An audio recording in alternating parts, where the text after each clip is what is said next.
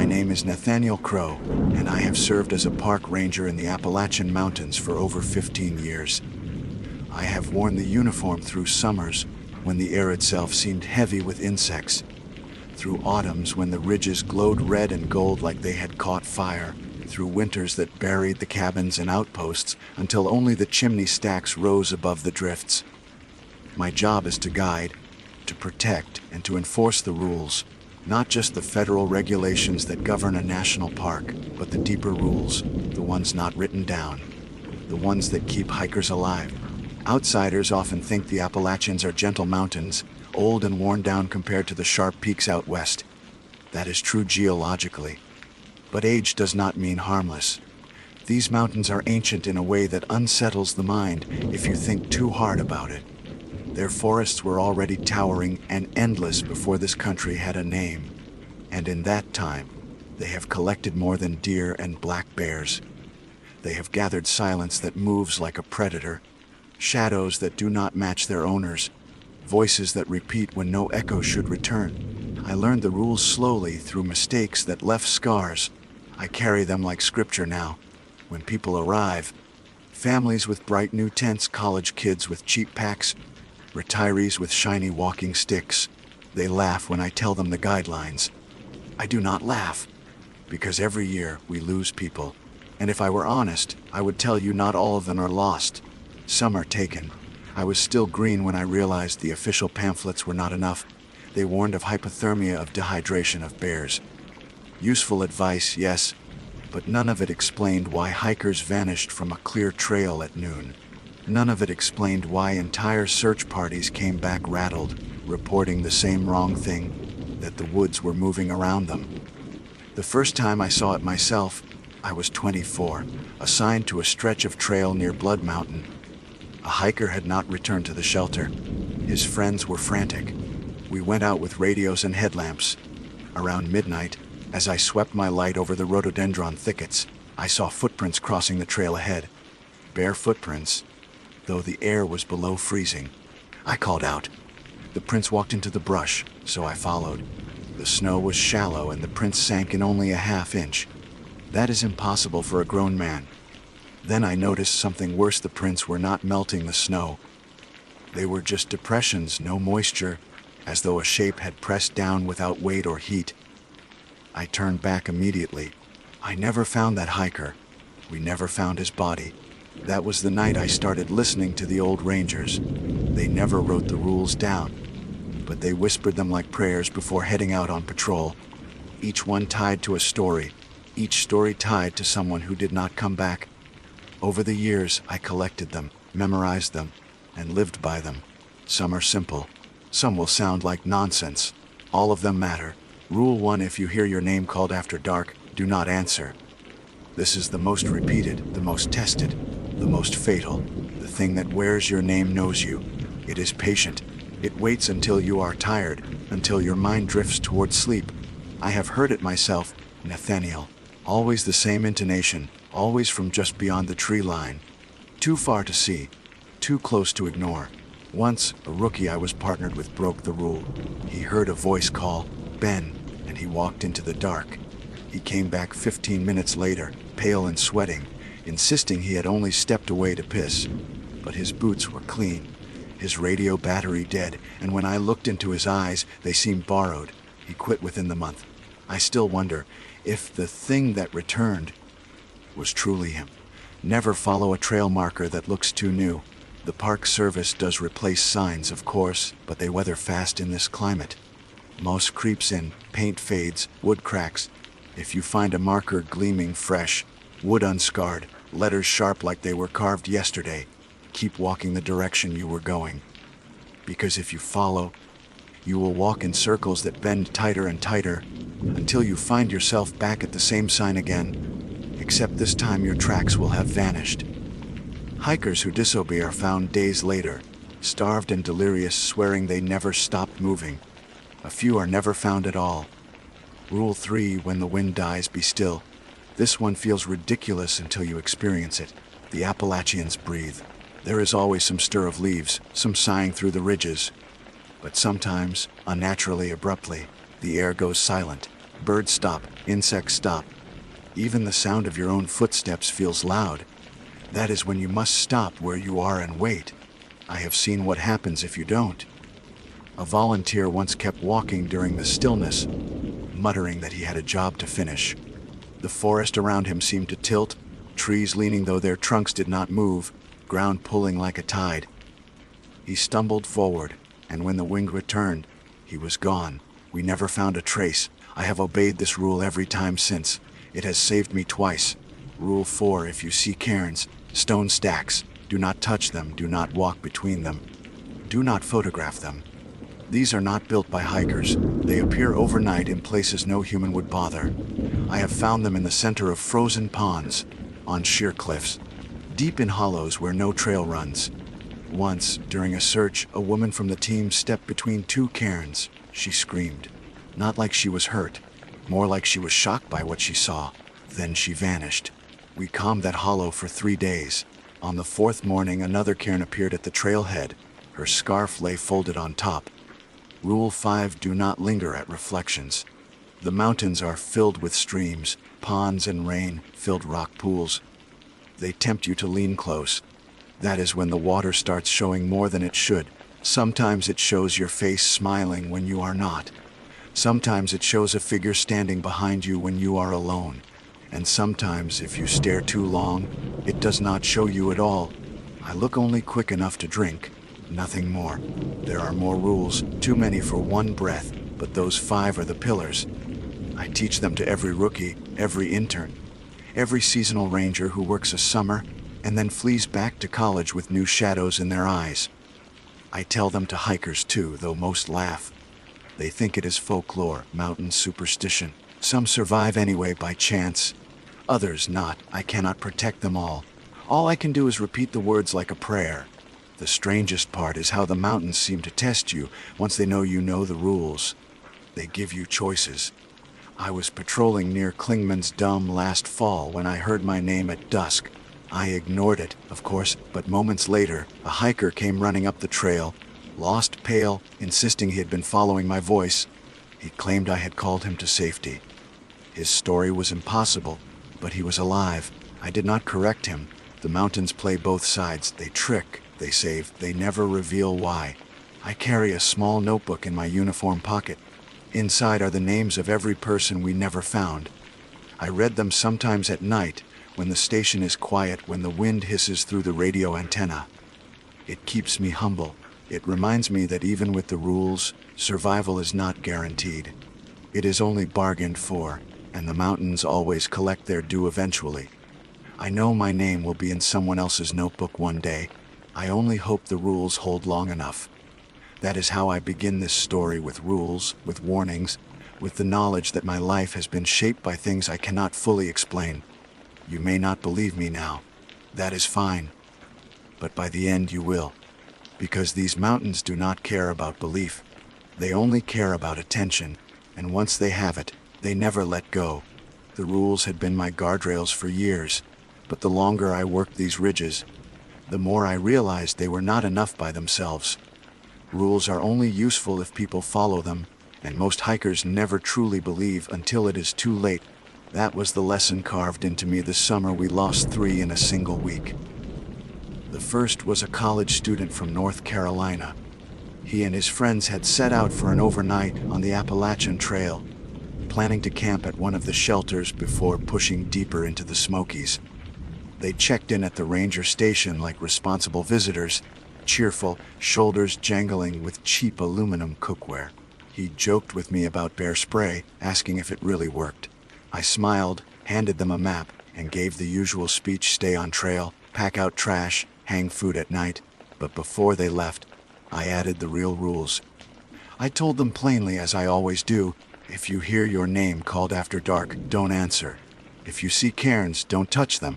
And if the woods go still, stop moving until the wind returns. They laughed. Everyone laughs. It is easier than admitting the mountains might be older than laughter. 2 days later, only 2 of them stumbled back to the trailhead. The missing one, a boy named Connor, had vanished while gathering water at dusk. His friends said they heard him call out from the trees, first confused, then certain. then farther and farther away. They chased the sound until they realized they had left their packs behind. When they returned, the packs were still there, but Connor was not. His footprints ended by a shallow creek, toes pointed toward the water. That was all. We searched for 3 days, grid by grid. On the 4th morning, I woke in the ranger cabin to the sound of my own name being whispered through the wall. I did not move. I lay still, listening until dawn bled the sky pale and the whisper faded. Connor's body was never found. His parents still send letters every year. I keep them in a drawer I cannot bear to open. The second case came only days later, this time a middle-aged hiker who had set out solo. He signed the registry at the trailhead, cheerful handwriting looping across the page. He never signed out. We found his tent 3 miles up, pitched neatly beside the trail. Inside were his sleeping bag, his food, even his boots. The man himself was gone. I noticed something else, something I did not report on the official paperwork. The tent flap was zipped from the inside.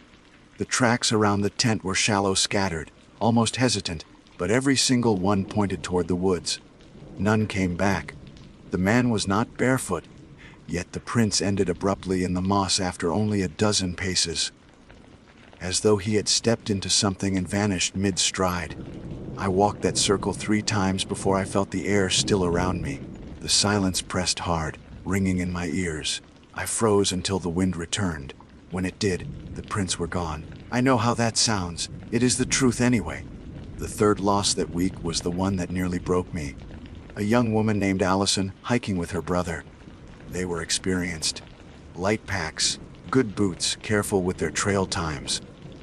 They stopped at a shelter on a rainy night, sharing the space with another pair of hikers. In the morning, her brother woke to find Allison gone. Her pack was still beside his, her boots too. The others swore they never heard her leave, but there was one detail that curdled my stomach when I read their statement. They said they woke briefly in the night to a scraping sound, like stones knocking together. When they looked, they saw 2 cairns stacked just outside the shelter door. In the morning, only 1 cairn remained. Her scarf was draped over it, folded neat. We never found her. That week taught me that even when you follow the rules, the mountains choose who to keep. It also taught me that sometimes the rules themselves are bait. They lure you into thinking survival is a game with fixed boundaries, when in truth the game changes whenever the ridges want it to. I began keeping stricter habits after that summer. I walked only with charms given by older rangers, odd trinkets of bone and iron, things that felt half superstitious, half desperate. I spoke less to hikers about folklore, more about discipline. Keep moving, stay sharp, never grow complacent. But still the woods watched. I began to notice the patterns in how they tested me. One evening, patrolling near Newfound Gap, I came across a brand new trail marker nailed to a tree. The paint was so fresh I could smell it. The letters carved deeper than standard issue. My first thought was that a volunteer maintenance crew had put it there. My second thought was that I should ignore it. And yet, the moment I stepped past, I felt something tug behind my eyes, like a hook in the brainstem, pulling me sideways. My feet wanted to turn. My legs wanted to obey. I stopped, breathing hard, sweat breaking despite the chill. I whispered the rules out loud, forcing the words through clenched teeth until the pull eased. Later, when I checked official records, no crew had worked that section of trail in months. There were other incidents, smaller but no less sharp. Once I bent to drink from a mountain spring and saw my reflection frowning when I was not. I jerked back so fast my head struck the rocks, splitting the skin above my ear. Another time, I found a lost boy wandering near a closed trail. He said he had been chasing after his mother's voice, though his mother was already at the ranger station in tears, begging us to find him. The boy's face looked pale, stretched almost hollow. When I handed him water, his reflection in the bottle showed no face at all. These things accumulate, they chip away. You stop doubting them, and you start doubting yourself instead. By my 5th year as a ranger, I had developed my own additions to the rules. I do not write them down, but I carry them like scars in my head. Do not answer radios after midnight, even if you hear your call sign. Do not trust maps that show paths where none exist on the ground. And most of all, never search alone for someone who ignored the rules. I know that sounds cruel, but the mountains bargain in lives. To save one, you risk another. The balance is never in our favor. The strangest night came during my 7th season. I was stationed near Fontana Lake, patrolling after reports of unusual lights in the forest.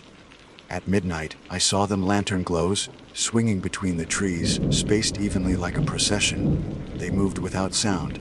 No voices, no crunch of boots. Just pale circles floating through the dark. Against every instinct, I stepped closer. The air turned still, crushingly silent. I froze. And in that silence, I realized the lights were not drifting forward. They were waiting. A line of them hung in the trees like eyes. Then, one by one, they winked out until only the dark remained. When the wind returned, I turned and walked back without looking over my shoulder. I sometimes wonder why the rules hold at all. Why do they work, even for a while? Are they protections or are they permissions? Rituals the mountains allow us to believe in while they decide our fate.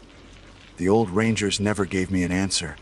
Most retired early, taking their stories with them, eyes clouded by memories they never voiced. A few disappeared altogether. I keep their names in my notebook too. Even after all these years, the losses weigh heavier than the saves. For every hiker I guide back safely, there is another whose face I cannot forget, whose voice echoes in my ears when I lie awake. I remind myself that my job is not to defeat the mountains. No one can. My job is to walk the line between the living and whatever waits out there, to offer rules like lanterns in the dark. I do not expect gratitude. I only hope to delay the inevitable, for myself and for the strangers who wander into these ridges without knowing what they are walking into. That hope was tested last winter, during the longest night of my career. A search that began like any other, but ended with me questioning whether I had obeyed the rules or broken them without realizing it. It began with a single missing hiker, but it did not end that way. The mountains never let it end that way. The call came in on a bitter January evening, the kind of cold that stripped sound from the air and left the ridges sharp against the sky. A hiker was missing on a side trail near Mount LeConte. The man's wife had reported him overdue by 12 hours, and though most hikers who vanish in winter are found huddled or frozen not far from the path, I knew better than to take comfort in statistics. Missing was missing, and the mountains had their own ledger. I strapped on snowshoes, checked my pack twice, and met 2 other rangers at the trailhead. The moon was a pale smear behind clouds, offering little light. Our headlamps bobbed through the trees like frail stars. We called his name, though even as I did, I felt unease in my chest. I never trust names at night. The woods seemed to listen, to swallow the syllables whole. The radio crackled, then went dead. Standard issue batteries should last days, but all 3 units failed within the same minute. The silence that followed pressed in, thick as snow. The man's tracks were easy to follow, at first boot prints leading away from the trail, crunching into powder that had fallen only hours before. No hesitation, no circling. As if he had been drawn steadily onward. We followed for half a mile before the prints thinned. The snow deepened, yet the depressions grew shallower, until they barely grazed the surface. My skin prickled. I knew that pattern. I had seen it years before, when Connor walked barefoot into the creek. It is not a living weight that leaves such marks. The other rangers wanted to keep going. I shook my head. We wait, I told them. They frowned, not understanding. Then the wind cut off, sudden and absolute. Branches still. Snowflakes hung suspended, drifting without fall. The silence was total, unnatural. I lifted a hand and the others froze, finally grasping what I had felt. We stood in that breathless pause for what felt like an hour, but was surely only seconds. Then, as sharply as it had gone, the wind returned, carrying with it a faint sound, bells far off, like a church service carried from another valley. I knew there were no churches for 20 miles. We pressed on until the tracks stopped entirely. Not faded, stopped. The last print ended mid-stride, toes sunk in, heel lifted, as if the hiker had been plucked out of the world. We searched until our water bottles froze solid. We searched until dawn. Nothing. On the second night, one of the rangers, Stevens, woke me with a whisper. Someone's outside the tent. His voice trembled. I unzipped the flap and leaned out. Snow lay smooth all around, unbroken. Yet I saw a shadow moving just beyond the tree line. Not a person. Taller, stretched, as if the trunk itself had pulled loose and was walking upright. Its shape flickered with each sway of the headlamp, bending wrong. I closed the flap without a word. We did not sleep again that night. By the third day, the search was called off. Officially, the hiker was lost due to exposure. That phrase sits like poison in my stomach. It is tidy. It is false. I wrote his name in my notebook. I carry it still. What unsettled me most was what happened after. A week later, I returned alone to the same trail for routine patrol. The snow had melted to patches, and the forest carried that damp, thawing smell of rot. At the spot where the footprints had ended, I found something new, a cairn, no higher than my knee. Balanced stones, slick with ice. On the top stone lay a glove, fingers spread palm up. It matched the description his wife had given me. I did not touch it. I turned and walked away without a word. That winter blurred into spring, but the unease stayed with me. I began waking at night in the ranger station, certain I had heard footsteps pacing outside. When I checked, the snow would be smooth or the mud unbroken. But the sense of being observed never left. The mountains had tested me and found me wanting. I had obeyed the rules, but I had not saved the man. Perhaps that was the point. In May, hikers began reporting voices on the Alum Cave Trail. Not human voices exactly, more like recordings played back wrong. A laugh stretched thin, a word repeated until it frayed. I walked the trail myself and heard it, a phrase whispered on the wind, indistinct but pulling. The hair rose on my arms. I pressed forward until the sound sharpened. It was my name. I did not answer. I turned back at once. But as I walked, the voice followed, circling from tree to tree, sometimes near, sometimes far, sometimes overhead, as though the ridges themselves had learned to speak. That summer, the mountains grew bold. A troop of scouts went missing for half a day, though they swore they had stayed on the trail. When we found them, they were standing in a hollow, each boy staring blankly at a different cairn. The cairns had formed a circle around them. We guided them out without touching the stones. Later, when I returned alone, the cairns were gone. The rules were tested again one stormy night in July. I was leading a search for a woman reported overdue by her husband. Rain lashed the canopy, turning the ground to mud. Lightning split the ridges in blinding veins. We called her name, though each time I did, I hated myself for breaking my own warning. Hours in, we found her rain jacket snagged on a branch. It was dry, bone dry, in the middle of a downpour. My stomach knotted. We kept moving until the storm died, until the wind cut off, and then we stopped. The silence was crushing. My fellow ranger shifted uneasily. "We can't just stand here," he whispered. I caught his sleeve, holding him still. Seconds dragged like hours. Then, faint but clear, we heard it, the woman's voice, pleading for help from deep in the trees. My partner's eyes filled with desperate relief. He tried to move. I held him fast. "Listen," I hissed. The voice was repeating now, identical each time. A recording lure? His face twisted as realization dawned. We waited until the wind returned, and with it came thunder rolling from a clear sky. We never found her. By the time autumn blood through the ridges, I was hollowed out. Every rule had been tested. Every night brought new whispers, new vanishings. I wondered if the mountains were no longer satisfied with hikers, if now they were circling closer to me. That suspicion hardened one October evening when I saw my own reflection in a pool beside the trail. I had stopped only to drink, kneeling to cup water in my hands. But the reflection that gazed back was smiling, though my mouth was grim. Its eyes glittered brighter than they should. And when I moved, the reflection stayed still for a beat too long. I stumbled back, heart pounding. The pool rippled, though no breeze stirred. I did not drink. I did not return to that hollow again. The truth is this: every ranger who stays long enough comes to a choice. Either you leave the job, carrying your nightmares with you into some safer valley, or you stay, and the mountains mark you as theirs.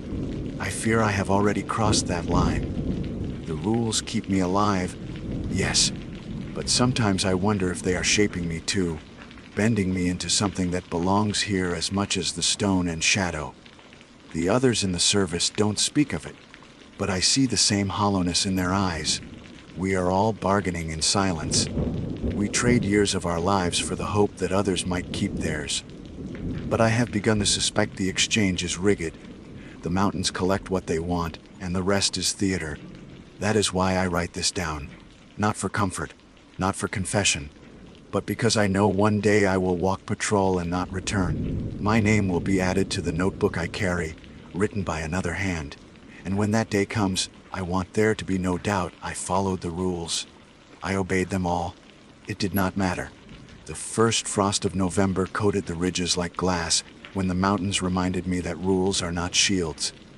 They are warnings, and warnings can fail.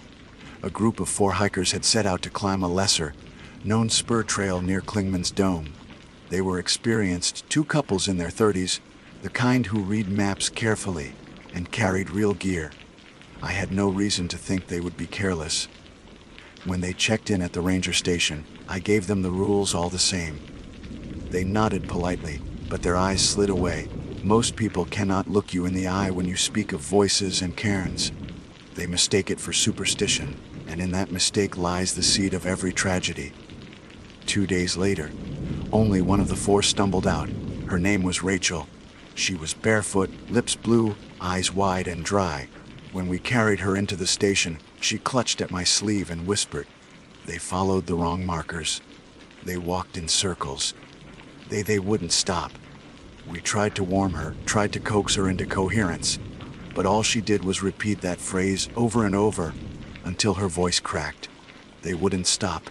I led the search myself. Snow began to fall, thin at first, then heavy enough to cloak the trail. We found the first cairn half a mile in. It stood taller than me, stones balanced impossibly. My team froze, waiting for my command. I shook my head and motioned them to move around it. No one spoke. We found the second cairn in a hollow, this one ringed by footprints, 3 sets, circling like dancers around a fire that wasn't there. The prints crossed and recrossed until the snow was trampled flat, but none led away. One of my team muttered a prayer. Another swore. I hushed them both. Words are dangerous out here. The mountains collect them. I felt the air shift, not quite silent, but waiting. A stillness that lurked between gusts of wind. I called the search off then and there. Some rules are not meant to be bent. We carried Rachel out, though she never spoke a new sentence again. The other 3 became names in my notebook, their fates written in ink because the mountains had written them first. Rachel's case gnawed at me. She had survived, yet her eyes said she had been left behind in some other way. I visited her in the hospital weeks later. She sat by the window, pale against the thin light. When I entered, her gaze flicked to me sharp, almost feral. "You know what's out there," she whispered. It wasn't a question. Her voice cracked on the last word. "You let people go anyway." I had no answer. She turned her face to the window, and I knew she would never set foot in the mountains again. Survival can be its own prison. The following winter, I patrolled near Roan Mountain after reports of strange lights. I went alone against my better judgment. The night was clear, stars flaring cold overhead. Halfway up the ridge, I saw them. Lantern glows again, swinging in rhythm, drifting between the trees. I crouched, heart hammering. Then I realized the lights were not moving forward. They were circling, encircling me. My hand went to the radio, but static roared through it. The wind died. The forest held its breath. I remembered Rule 3 and froze where I stood, forcing my lungs to shallow breath. The lights tightened, brightening. I could make out shapes within them, outlines of figures carrying nothing, their faces blank voids where features should be. They marched soundlessly until they stood yards away, forming a ring. My pulse pounded so loud it felt obscene. Then, as one, the figures lifted their heads. The glow flared, searing white, my vision filled with afterimages. When it cleared, I was alone. The wind returned, carrying the cry of a barred owl. My legs shook as I walked back down the ridge. I did not write an incident report. Some truths curdle on the page. After that night, I began to feel watched even in daylight. Shadows seemed too long, too deliberate. I caught myself glancing into streams and ponds, terrified of what I might see reflected. The rules kept me alive, but they were carving at me. wearing me down like water against stone. Each time I recited them under my breath, I felt less like a ranger and more like a priest speaking ritual to an unseen congregation. Then came the child. It was early spring when a family reported their 8-year-old daughter missing from a campground. We mobilized instantly. Children vanish quickly in these mountains, and not always for natural reasons. We scoured the area, calling her name even as I knew it was dangerous. Hours passed. Then, just before dusk, I found her sitting calmly beside a stream, braiding wildflowers into her hair. Relief nearly buckled me. I knelt, speaking gently, asking if she was hurt. She shook her head, smiling. "Mama called me," she said. Her voice was dreamy, far away. She said to follow the river. So I did. I froze. Her mother was still back at camp, frantic weeping. I asked, "Where did you hear her?" The girl pointed downstream, into thick woods. "She was right there," she said. But then she went away. I coaxed her back, holding her hand tight. She hummed as we walked, a tune I almost recognized but could not place. When we reached camp, her mother sobbed with relief, clutching her close. The girl's eyes darted to the trees, expectant, like she was waiting for another voice. That night, I dreamed of water flowing uphill, carrying whispers with it. Weeks later, I was patrolling near that same stream when I found a new cairn. Smaller than most, but balanced with impossible precision. On top lay a child's wildflower crown, wilted brown. I walked away fast, not looking back. By summer, I had begun to sense a change. The mountains were not merely testing me, they were circling closer like wolves. One dusk patrol, I heard my own voice echoing back at me, speaking a word I had never said. My name stretched and warped, rising into laughter. I did not stop moving until I reached the station. When I entered, the other rangers looked up, startled. They swore they had just heard my voice outside, calling their names. That night, none of us slept. The rules have kept me alive, yes, but each season I feel them fray. Each season. I wonder if the mountains are not teaching me survival, but grooming me, shaping me into something they can use. I see it in the rookies, too. The longer they last, the hollower their eyes. Some leave early, trembling, a few stay, and the mountains mark them. I know because I see my own reflection in theirs. I once thought of myself as a guardian of hikers. Now I fear I am only a witness, a scribe for a ledger written in silence and stone. My notebook grows heavier with names. Some nights I think I hear the pages whisper. When I open it, the ink looks darker than it should, wet, as though freshly written. I have stopped writing at night. Still I patrol. Still I recite the rules. Not because I believe they will save me forever, but because they are all I have. They are the thin thread between me and the abyss that waits in these mountains. One day the thread will snap. Until then, I walk, I watch, I listen. And when the wind dies, I stand still and wait, heart hammering, until it returns. By the time autumn blood red through the valleys again, I had been a ranger long enough to recognize the patterns that whispered through the ridges, but not long enough to escape them. Each season left its teeth in me. I had come to believe the rules were not simply instructions for survival, but an unspoken agreement, a fragile contract between us and the mountains. You obey, and sometimes you are spared. You break them or even doubt them, and the mountains collect. But that autumn proved the rules were not enough anymore.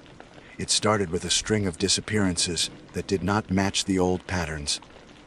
A father and son went missing near Shuckstack Tower, but when we searched, we found their packs still on the trail, food untouched, radios still on.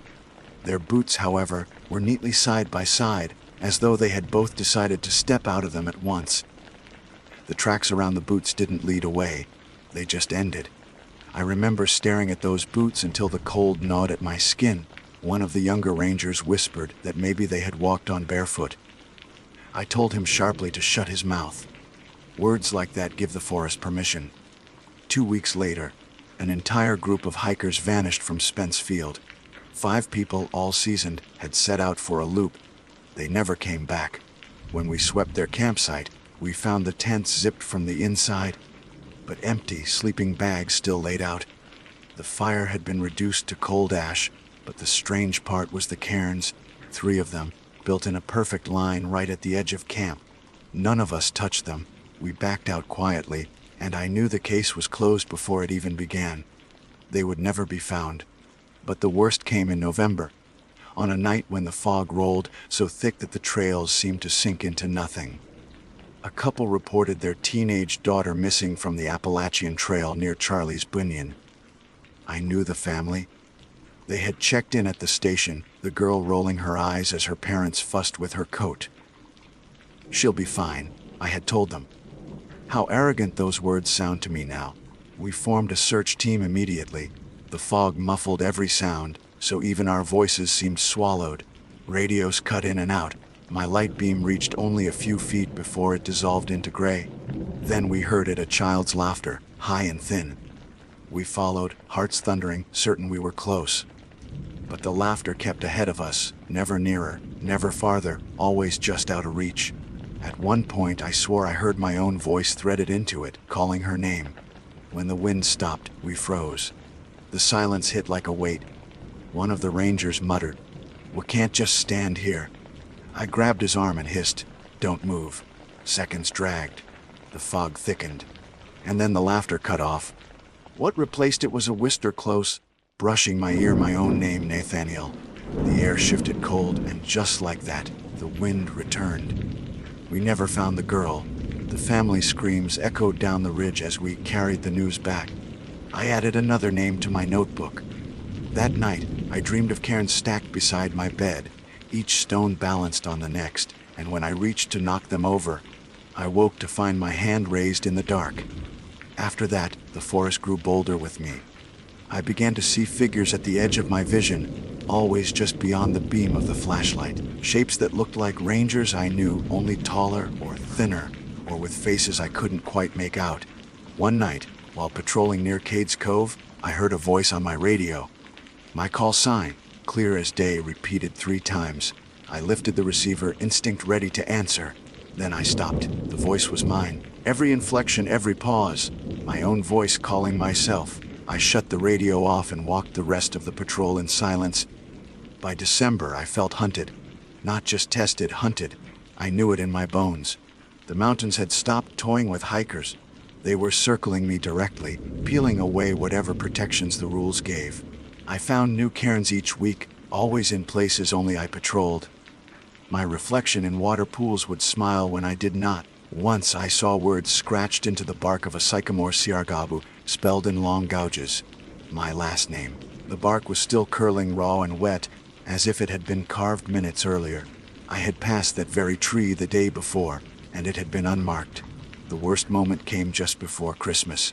I was alone in the station, writing reports, when I heard boots crunching outside. Relieved at the sound of another human being, I opened the door. Snow drifted down, coating the path, but no one was there. Only a line of prints leading to the threshold. My own boot prints, heel to toe. Perfect matches. I had not been outside all day. The prints ended at the doorway. My chest tightened as if a hand had gripped my ribs. I closed the door and locked it. Though I knew locks meant nothing here, I did not sleep that night. Instead, I sat by the radio, notebook in my lap, reciting the rules over and over until dawn. It felt less like protection than confession. By morning, the prints had vanished. I began to dread patrols, though I still went. Duty bound me, or maybe pride, maybe something darker. Perhaps the mountains wanted me to keep walking into their jaws, and I was already too bound to refuse. Each time I returned alive, I wondered if survival was a gift or a delay. One evening, while crossing a ridge near the North Carolina border, I heard a chorus of voices rising with the wind. Not words at first, just tones layered, rising and falling like chant. Then my name threaded through, spoken in dozens of different inflections, old and young, male and female. My throat closed. I whispered the rule, "Do not answer," and kept walking, but the voices followed. When I finally looked back, I saw shadows moving against the last light of dusk. They walked in step, a procession of figures with no faces. I turned away, heart hammering, and marched until my legs failed. That night, back in the cabin, I stared into the mirror above the sink. For a long moment, I thought the reflection wasn't mine. The uniform was the same, the tired eyes the same, but the mouth was wrong. It smiled when I did not. I smashed the mirror with my fist and left the shards scattered across the floor. To this day, I cannot stand to see myself reflected. The rules had always been my lifeline, but that winter I began to wonder if they had become a leash. Obedience kept me alive, yes, but alive for what? To watch the mountains take others, to be slowly hollowed until I was more theirs than my own. Every ranger faces this question eventually. Some retire early haunted, others vanish without warning. Their names written in someone else's notebook. I know my time is drawing close. The mountains are patient. They circle, they whisper, they wait. I still walk the trails. I still recite the rules. But each time I hear the wind cut off, each time I see a cairn balanced in impossible silence, I wonder if I am not following the rules at all, but being shaped by them, bent into something the mountains want me to become. And if that is true, then perhaps the final rule is one I have never dared to speak aloud. There comes a point when survival is not winning. It is surrender.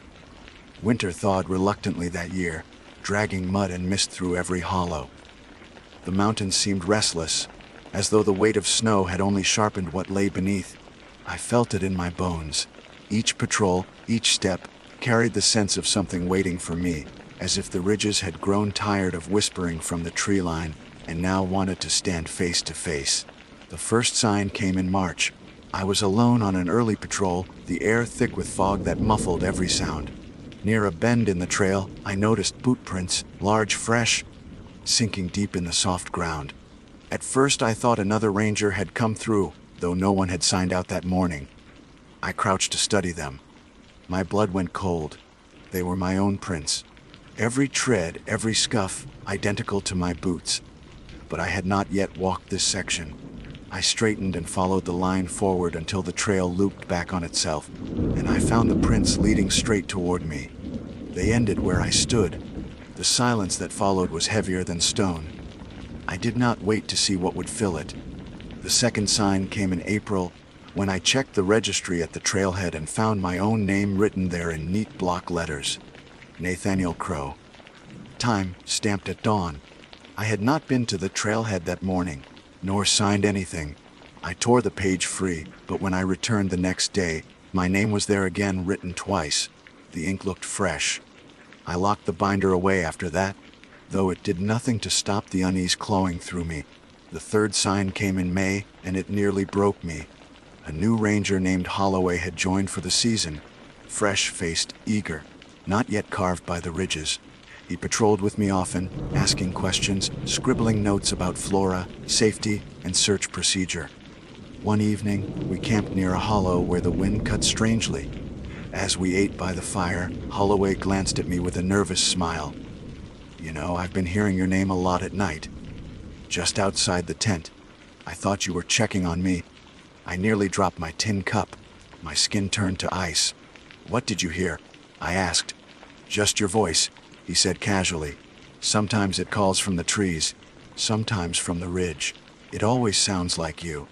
I did not sleep that night. Every rustle of leaves, every sigh of wind felt like my own ghost pacing the perimeter. Holloway lasted only another week before he left.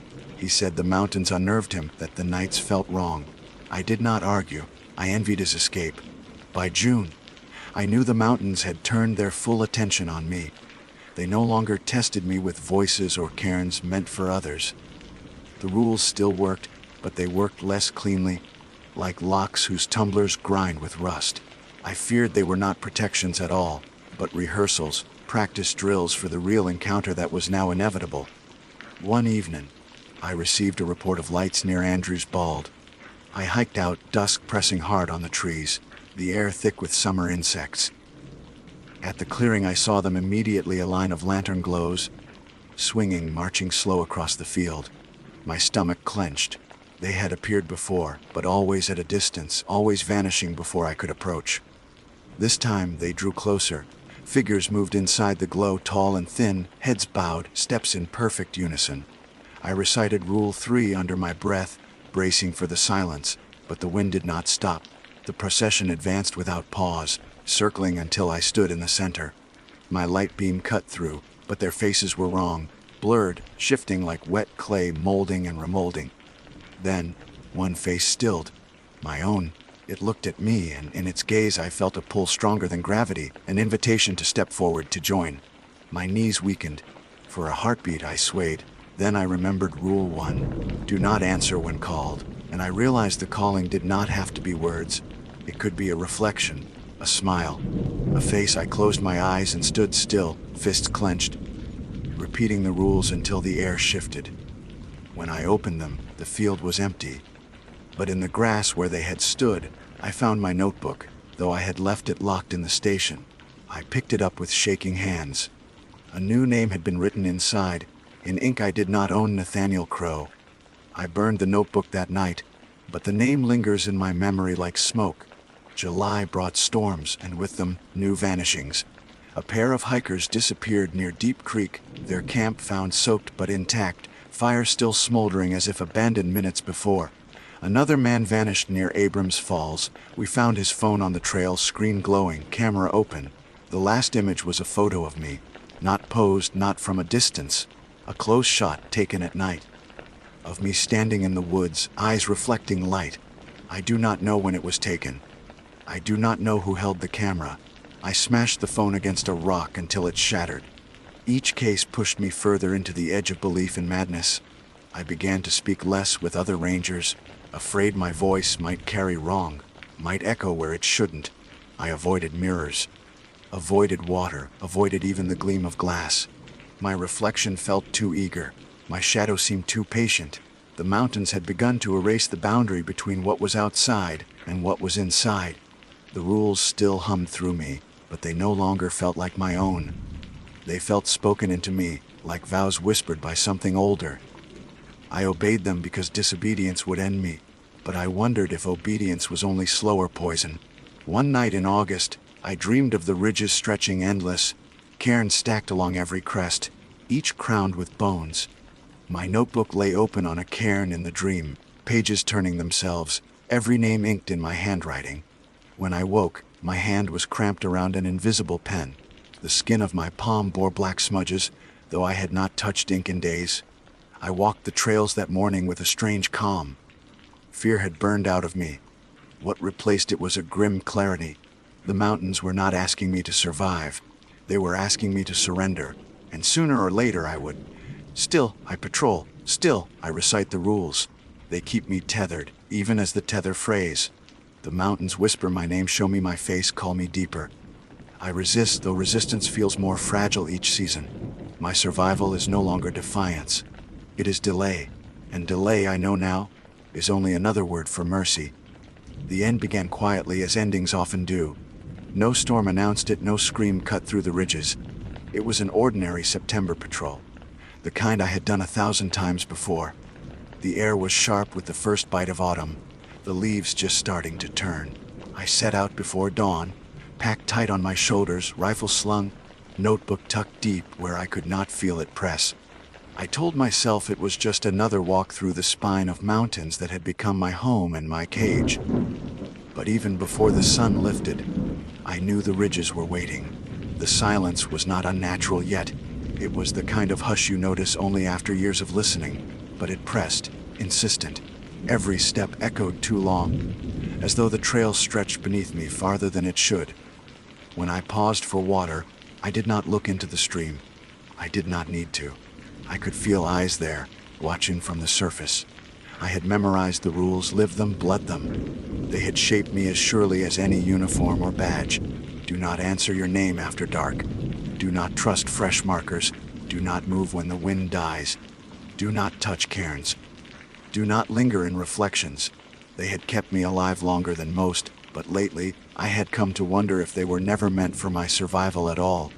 Perhaps they were meant to keep me walking long enough, docile enough, until the mountains were ready. Around noon, I reached a hollow I did not recognize. That is not unusual here. The ridges shift. The woods bend trails into loops. Still, unease rose in me as I studied the place. Cairns stood in a circle, small but deliberate, each crowned with scraps of fabric, red, green, colors that had once belonged to shirts or jackets, now faded to tatters. In the center of the circle lay my notebook. I froze. I had left it back in the station. I knew I had. Yet there it was, waiting for me. My first instinct was to turn and run, but I did not. Instead, I stepped closer, slow, deliberate, as if compelled. The cairns loomed taller as I neared, though I knew the stones had not moved. I crouched and touched the notebook. Cold shot through my fingers, colder than ice, colder than stone. The pages fluttered open on their own. I saw names written in my hand, dozens, maybe hundreds. Hikers, rangers, strangers. And then, one after another, every name repeated, Nathaniel Crow. My name again and again, filling page after page until the ink ran like blood. I slammed the book shut. My breath came ragged. The wind died. The silence pressed like a hand against my mouth. I stood locked in place, every muscle straining not to move. Then I heard it. Not one voice, not one call, but a chorus. My name spoken from every direction in every tone. Old, young, female whispered, shouted my name, folding over itself until it became meaningless. The cairns trembled, stones shifted but did not fall. I clenched my fists and closed my eyes. Do not answer. Do not move. The words were no longer rules. They were pleas. My body shook. The ground beneath me seemed to tilt, pulling me toward the circle. I bit my tongue until I tasted blood, forcing myself to stay rooted. When the wind returned, it was not gentle. It roared through the hollow, tearing leaves from trees, flinging grit into my face. I opened my eyes and the cairns were gone. Only bare earth remained, and the notebook lay at my feet. I snatched it up without looking inside and stumbled out of the hollow, heart hammering like a war drum. But the mountains were not done. Dusk glowed fast, shadows stretching long and strange. The trail bent in ways I did not recognize. Trees leaned inward, their branches knitting into an arch that swallowed the last of the light. My headlamp sputtered, battery fresh that morning, but its beam reached only a few feet before choking on the dark. Shapes moved beyond the edge of the glow. Figures tall and thin walking in step. Their faces blurred, shifting. Each time the beam caught one, it bent into mine. My own face, dozens of times, smiling wrong. I turned away, muttering the rules, stumbling forward. My boots sank deeper than the earth should allow, each step dragging like mud though the ground was dry. Voices threaded through the trees, not calling my name now, but reciting the rules themselves. My rules, spoken in my cadence, my voice. The woods mocked me with my own scripture. I reached a clearing at last. Stars burned overhead, sharp and wrong, constellations I did not know. In the center stood a cairn taller than any I had ever seen, nearly twice my height, stones balanced in impossible defiance. On its crown lay a mirror, cracked down the mirror. I saw myself in it, though I did not want to. My reflection stared back, smiling. Its mouth moved, though mine did not. You followed well, it whispered. My throat locked. My hands smashed the mirror to topple the cairn, but I knew better. The rules were not guidance, they were chains, and now they had led me here. The reflection's smile widened. Stay. I dropped the notebook. I ran. Branches whipped my face, stones tore at my boots, but I did not stop until I burst onto a trail I knew. The familiar blaze marker gleamed, weathered and cracked, blessedly real. I stumbled down until the ranger station's lights pierced the dark. Only then did I collapse, gasping. I have not written an official report. How could I? What words could explain what the mountains showed me? The notebook I dropped in that clearing never returned with me, though sometimes I feel its weight in my pack. I do not check. I will not check. Now, I sit here, night after night, waiting for the next patrol, the next test. The rules hum in my blood, but I no longer trust them. They are not salvation. They are summons. Each one followed brings me closer, step by step, to whatever waits in the heart of these ridges. I know my name is already written. Not just in my notebook, not just in bark and stone. Written into the mountain itself, carved deep where no map can show. The chorus will call again, and sooner or later, I will answer. Not because I break the rule, because I become the rule. If you hike these trails, remember what I told you. Follow the rules, yes, but understand this: they will not save you. At best, they will buy you time. And when the mountains decide that time is over, no rule, no ranger, no prayer will keep you. I am Nathaniel Crow. I have kept hikers alive for 15 years. I have followed every rule, and still, the Appalachian Mountains are calling me home. My name is Declan Shaw, and I serve as a park ranger in Washington State. I state this formally because the weight of duty, the badge, and the oath I carry are not things I take lightly. To outsiders, it may sound like a simple profession: guiding tourists, ensuring trails remain safe, checking fire permits, and protecting wildlife. But here, in this place, those responsibilities are just the surface. Beneath them lies a current of unease that most people cannot sense, and many would not want to. For me, it has become a daily companion, a shadow draped over every ridge, valley, and forest hollow. Washington's wilderness is vast, older than memory, and something about it feels alive in ways we are not meant to understand. I have worked here long enough to know this. It is very strange here. On paper, my assigned district covers parts of the Cascade Range, a patchwork of deep valleys, hidden lakes, and trail systems that weave through stands of fir, cedar, and hemlock. The mountains rise like teeth, jagged and snow-capped even late into summer. When fog rolls through, the entire forest becomes a labyrinth of ghostly pillars, every trunk a shifting figure, every silence holding a question. Rangers joke about it, of course, about the Washington Weird, as some call it. But the laughter never lasts long, because each one of us has a story tucked away, something we refuse to tell tourists, something we sometimes refuse even to tell each other. I remember my first year here vividly. Back then, I thought strangeness meant simple things: unusual animal behavior, lost hikers turning up disoriented miles from where they should have been, compasses acting unreliable near certain cliff sides. Those were things I could rationalize. A magnetic anomaly here, exhaustion and dehydration there. The human mind seeks order, and I clung to it. But order doesn't last in these forests. There comes a night, sooner or later, when explanations no longer hold. One of the earliest incidents that unsettled me happened near Lake Valen. It was late September, the time when the mornings carry frost yet afternoons still burn with a stubborn sun. A hiker had reported eerie lights across the water, flickering in slow arcs like lanterns being swung. I was sent to investigate. I remember the crisp air, the way mist clung to the lake's surface like a low ceiling. At first, I saw nothing unusual, but as twilight deepened, pale glows rose on the far bank. They were not the orange of campfires, nor the hard white of flashlights. They had a bluish tint, almost aquatic, and they moved with a rhythm I couldn't place. I shouted across the water, announcing myself, but no voice returned. I tried to circle the shore, yet the closer I drew, the further away the lights seemed to recede. Finally, when darkness became total, they simply vanished. No trace remained. I filed my report, of course. Unverified light phenomenon, I wrote, citing possible reflections from distant campers. But I knew better.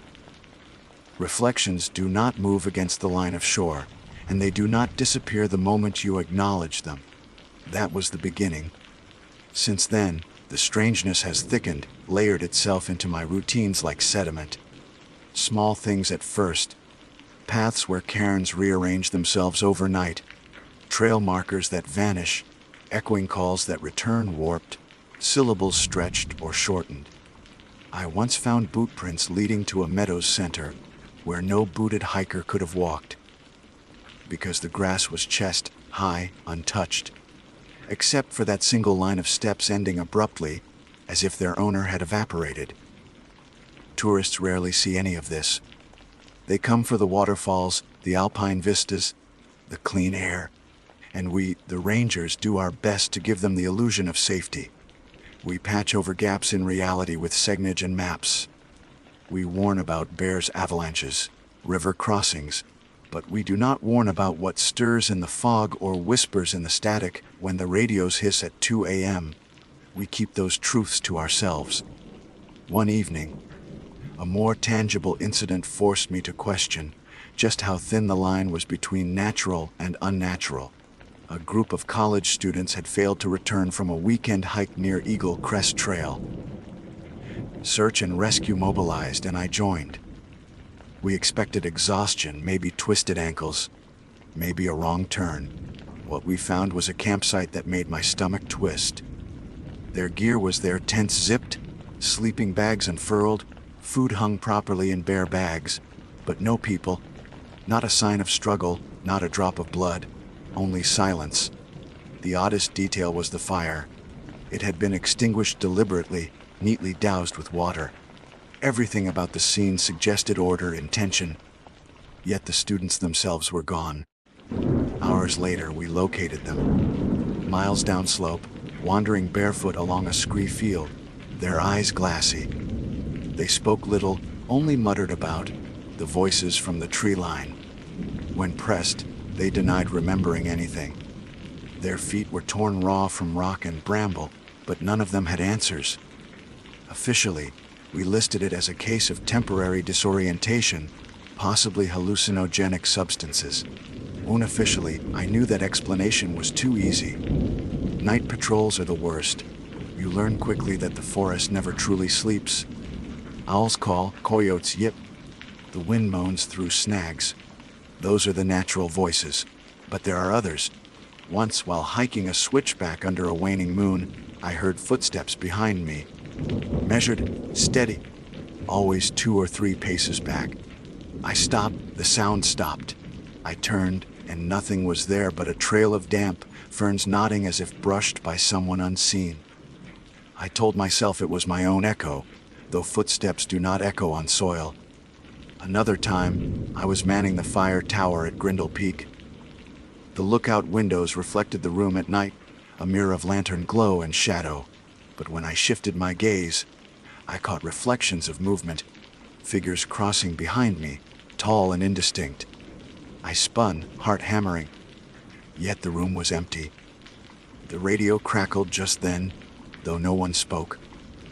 Sometimes I wonder if the glass itself remembers things, showing what does not belong to the present. Over the years, I have started writing personal rules, a quiet survival guide. Rule 1, never follow strange lights. Rule 2, when echoes do not match your words, leave. Rule 3, if you hear your own name whispered where no one should be, do not respond. These rules are not in any handbook. They are mine alone, born from experience. And though I cannot prove their necessity, I trust them more than the compass I carry.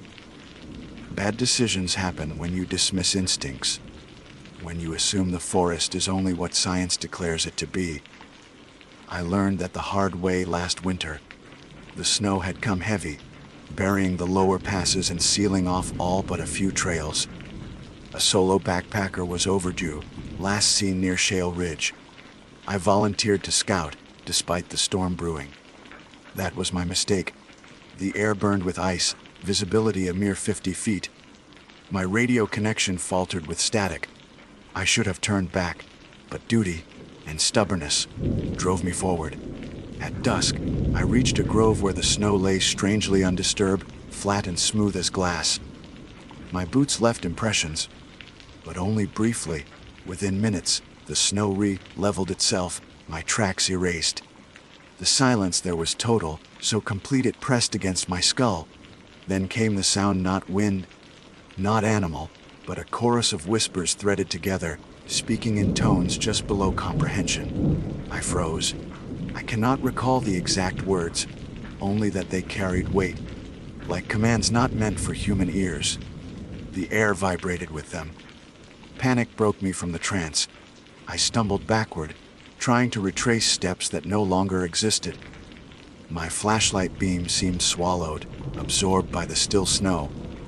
For what felt like hours, I fought through that grove, until at last I burst onto a ridgeline where the storm resumed its roar and the world returned to something I could name.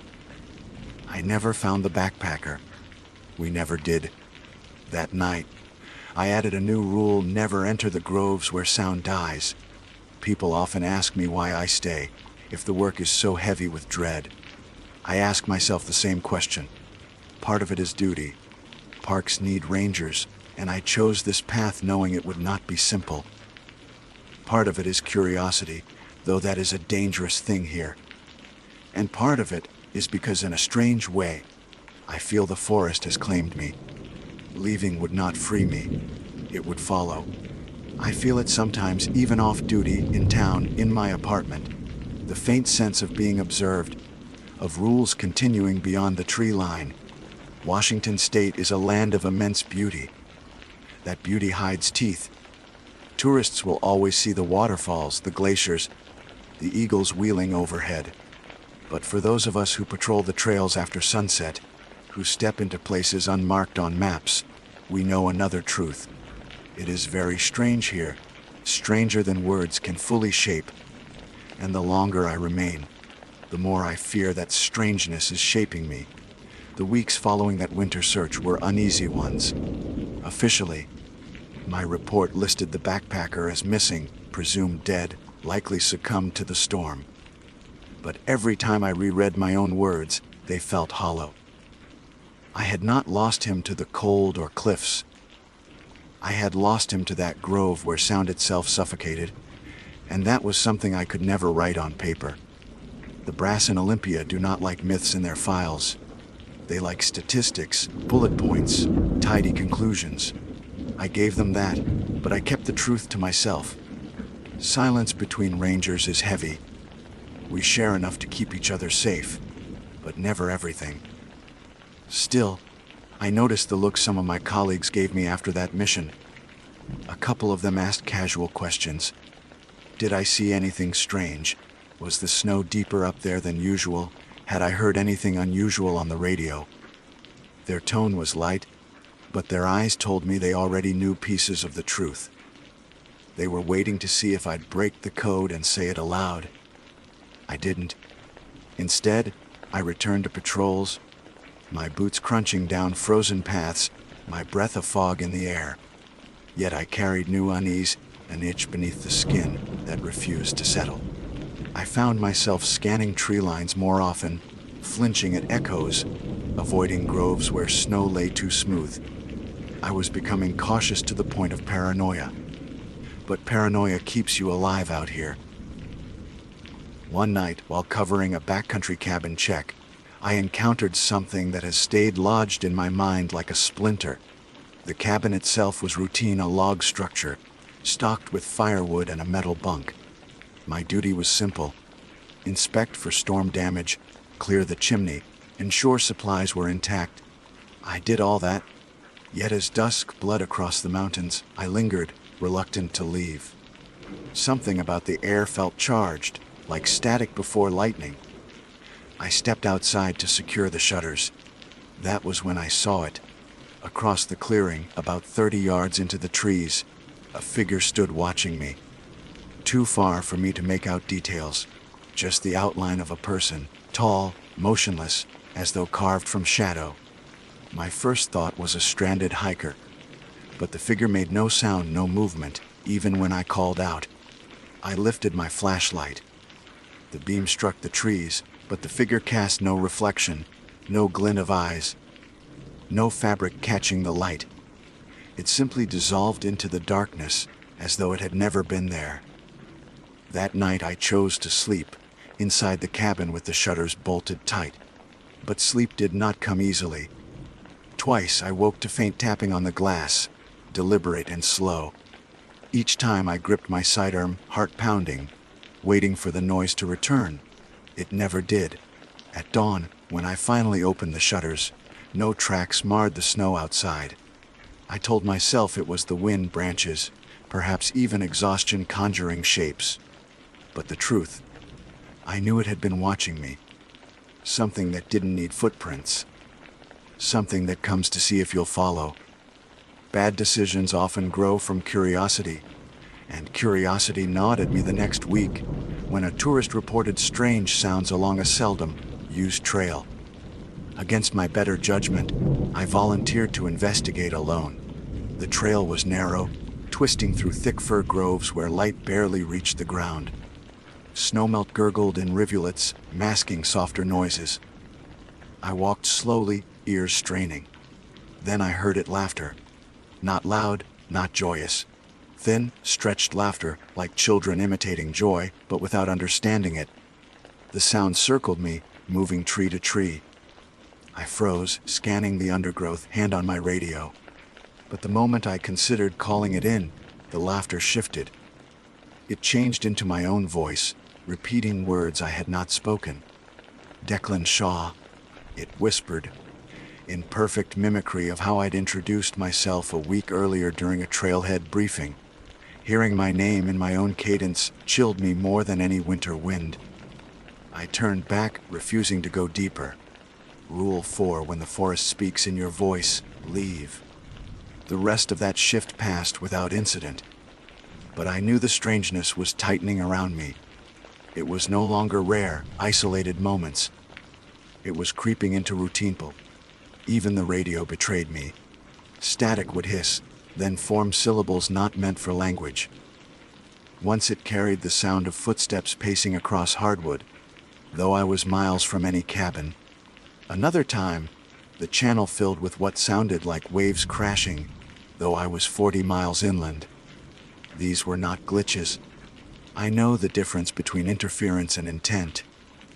There was one colleague I trusted enough to confide in, Nora Bell, another ranger who had served the Cascades longer than me. Nora carried herself with a calm weight, the kind of person who had seen enough strangeness to stop pretending it wasn't real. When I mentioned the laughter, she didn't laugh or roll her eyes. She simply nodded and said, "They've noticed you." Her words unsettled me more than the event itself. "They?" I asked, though I didn't want the answer. She only shrugged. "The ones who make this place strange. We don't give them names. Don't give them power by naming them." I pressed further, but she ended the conversation there. Still, her tone confirmed what I already suspected. The other rangers had their own rules, their own stories, locked tight behind cautious silences. The following month brought a search and rescue mission that remains the most disturbing of my career. A father and son had gone missing after failing to return from a weekend fishing trip at Hidden Pines Lake. When we located their camp, the scene was too familiar: tent neat, supplies intact, fire put out. But there was something else this time. In the soft dirt beside the fire ring, 2 sets of footprints circled the camp over and over, as though the pair had walked endlessly through the night. The loops crisscrossed until the ground was churned, yet no prints led outward. They had simply circled until vanishing. We spread out, calming the area. Hours later, we found the boy alone near the lakeshore, shivering and mute. His father was gone. The boy never spoke again, at least not to us. Every question, every gentle prompt, was met with silence and wide, haunted eyes. I sometimes wonder if he heard the same voices I did, if they spoke to him in his father's tones, pulling him deeper until only one of them returned. That night, back at base, Nora found me staring at my hands as though I might find answers there. She sat beside me and said softly, "Sometimes they take one, sometimes they give one back. We don't get to choose which." Her voice carried no judgment, only the weight of someone who had stopped expecting fairness from the forest long ago. After that case, my rules grew stricter. Rule 5: never camp at Hidden Pines. Rule 6: when footprints circle without end, do not follow them. Spring arrived, and with it came thaw, runoff, and new hikers flooding the trails. Strangeness does not stop when the tourists arrive, it only adapts. A family once reported their daughter vanishing from the trail for nearly an hour. She reappeared unharmed, skipping down the path as though nothing had happened, though her parents swore they had searched every direction. When I gently asked the girl where she had been, she smiled and said, "With the nice lady who knew my name." No description, no tracks, nothing. Another visitor insisted the mountains spelled words at night. He had photographs, blurry, long exposure shots of stars. At first glance, they were nothing but streaks of light. But the longer I stared, the more I thought I saw crooked letters hidden in the constellations. I dismissed him publicly, but in private, I stored his photos away. Sometimes I still look at them, and I can't decide whether they're tricks of light or something deliberate. Bad decision, I kept those photos. I should have burned them. My apartment, once a safe retreat in town, grew less comforting. I began waking at 3:17 a.m. precisely, heart pounding, ears straining for sounds I couldn't name. Some nights I swore I heard knocking. 3 times, always 3, though the door remained untouched by morning. My reflection in the mirror once lingered a second too long, its blink delayed. I told myself exhaustion was to blame, the accumulation of sleepless nights and heavy patrols. But in truth, I wondered if the strangeness had followed me home, as I had long feared it might. One evening, as I left headquarters, Nora stopped me. "You should take leave," she said quietly. "If you stay too long, they'll notice more." They always notice more. Her warning unsettled me because I knew she wasn't speaking metaphorically. She meant it literally. The forest was watching, choosing, marking. And perhaps my presence, my attention, was feeding it. I never requested leave. I told myself duty mattered more. But in honesty, I stayed because part of me wanted to see how far it would go. That was my worst mistake. The forest has a way of peeling back your defenses slowly, so that you hardly notice how vulnerable you've become until it is too late. After Nora's warning, I told myself I would trade carefully. But carefully, in these woods, is never enough. You can follow every protocol, every safety measure, every unspoken rule, and still find yourself staring into something you should never have seen. It was late May when the incident happened that finally shattered any pretense of normalcy in my life. A storm had rolled through, dropping heavy rain that swelled the rivers and loosened the mountain sides. I was dispatched to check a suspension bridge on the Alder Creek Trail, making sure it hadn't washed out. Routine work. I hiked in through mist so thick it seemed to breathe, every step muffled, the world reduced to the circle of trail under my boots. When I reached the bridge, I found it intact but slick with rain. The creek below was a torrent, brown water thrashing at boulders, foam spraying like shattered glass. I made notes for the maintenance team, then lingered a moment, gripping the wet ropes and staring down at the current. That was when I heard it, a faint voice carried on the rush of water. At first I thought it was radio static, but the words grew clearer. It was my name, Declan, drawn out, distorted, but unmistakable. My first instinct was to deny it. Sound travels strangely near water, I told myself. Perhaps another ranger calling, though I knew I was alone. But the longer I listened, the more insistent it became. Declan, come. The syllables rose and fell with the current, woven into its rhythm. Against my better judgment, I leaned over the ropes, trying to pinpoint the source. That was my mistake. The fog shifted, and suddenly I saw someone standing on the far side of the bridge. A man, or the shape of one, blurred by distance and mist. He was dressed like a ranger, green jacket, wide brim hat. Familiar, too familiar. As I squinted, my stomach dropped. The face was mine. It didn't move. It didn't wave.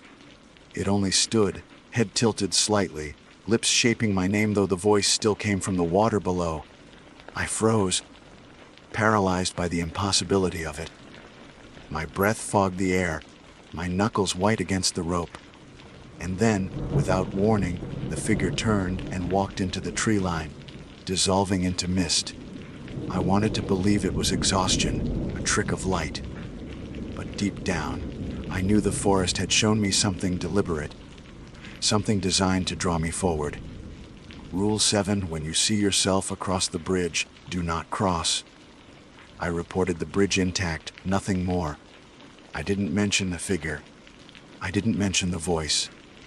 But in the nights that followed, I began to dream of that moment. In the dreams, I always followed. I always stepped onto the slick planks, drawn to the shape of myself waiting. And every time, the bridge gave way, hurling me into the torrent. I would wake choking, lungs burning. Sheets tangled as though I had fought against drowning in my sleep. The dreams wore me thin. By day, I stumbled through patrols, nerves fraying. Even the tourists began to notice. A woman once asked if I was part of the exhibit, joking about how pale I looked, how hollow my eyes were. I forced a laugh, but the comment cut deeper than it should have, because I knew the forest was hollowing me out. Then came the radio call. Dispatch reported faint emergency pings from an unlisted frequency somewhere near Raven's Hollow, a region I hated. The hollow was a basin of tangled undergrowth and deadfall, where compasses spun and GPS signals faltered. I had avoided it whenever possible, citing difficult terrain. This time, I couldn't avoid it. The distress signal was clear enough that we had to investigate. I went with another ranger, a younger man named Harris, still full of the nada-vi energy I once had. He joked as we hiked in, trying to lighten the mood, but I could tell even he felt the unease. The air grew colder the deeper we went, though the sun was high overhead. Ravens wheeled above us, their cries sharp as knives. By the time we reached the basin floor, even Harris had gone quiet. The signal led us to a clearing where an old, half-collapsed shelter leaned against a cedar. No one was inside, but our radios hissed to life the moment we stepped across the threshold. Static, then a voice. Not just any voice, Harris's. "Help me," it said, faint, distorted, but undeniably him. "I'm lost." Harris went rigid, color draining from his face. The voice repeated, stronger this time. "Help me, please," he swore, fumbling with the dial, insisting it was some kind of interference. But the voice kept coming, threading through the static with growing desperation. "Please. I can't find the trail." I told him firmly, "Do not answer it. Rule 8: when the forest uses your voice, silence is survival." But Harris was young, stubborn. He raised his radio and called back, "I'm here!" "We're here." The forest went dead silent. Not a bird, not a breath of wind. The hair on my arms lifted. Then, from the tree line across the clearing, we heard movement. Twigs snapping, leaves rustling, something heavy approaching. Harris lifted his flashlight, but the beam revealed nothing. Yet the sound drew closer, circling us, slow and deliberate. We backed away from the shelter, every muscle screaming to run. And then, just as suddenly, it stopped. The silence returned. Our radios clicked back to normal channels, no trace of the phantom voice. We left immediately. Harris tried to mask his fear with nervous chatter, but his hands shook on the straps of his pack. Back at base, he refused to log the incident. "Malfunction," he wrote. "False signal." But I could see the truth in his eyes. He would never enter Raven's Hollow again. Neither would I. That night, I added another rules: when the forest calls for help in your own voice, it is not you. In the weeks that followed, Harris grew withdrawn. He skipped shifts, avoided eye contact. Eventually, he requested transfer to another district. I didn't blame him. I almost envied him. As for me, the strangeness only deepened. I began noticing patterns, repetition in events, as though the forest recycled its tricks, refining them. Lights across water, echoes in groves, figures on bridges, voices on radios. Each incident sharper, closer, more tailored to me. It felt less like coincidence and more like attention. The forest was not just strange, it was aware. I started keeping journals, scribbling observations late at night. The entries grew frantic, pages filled with sketches of footprints that ended abruptly, diagrams of constellations shifting into shapes that shouldn't exist. I never showed them to anyone. They were not for proof. They were for me, to remind myself that it was real, that I was not inventing it. But some nights, even the journals betrayed me. I would wake to find words written in a hand that wasn't mine. curved letters pressed too deep into the paper. Once, across a page I had left blank, a single line had appeared, "We see you." That was the night I stopped writing. I tried distraction, hiking with groups, patrolling only in daylight, filling silence with music. None of it worked. The forest has a way of finding you, no matter how you try to hide.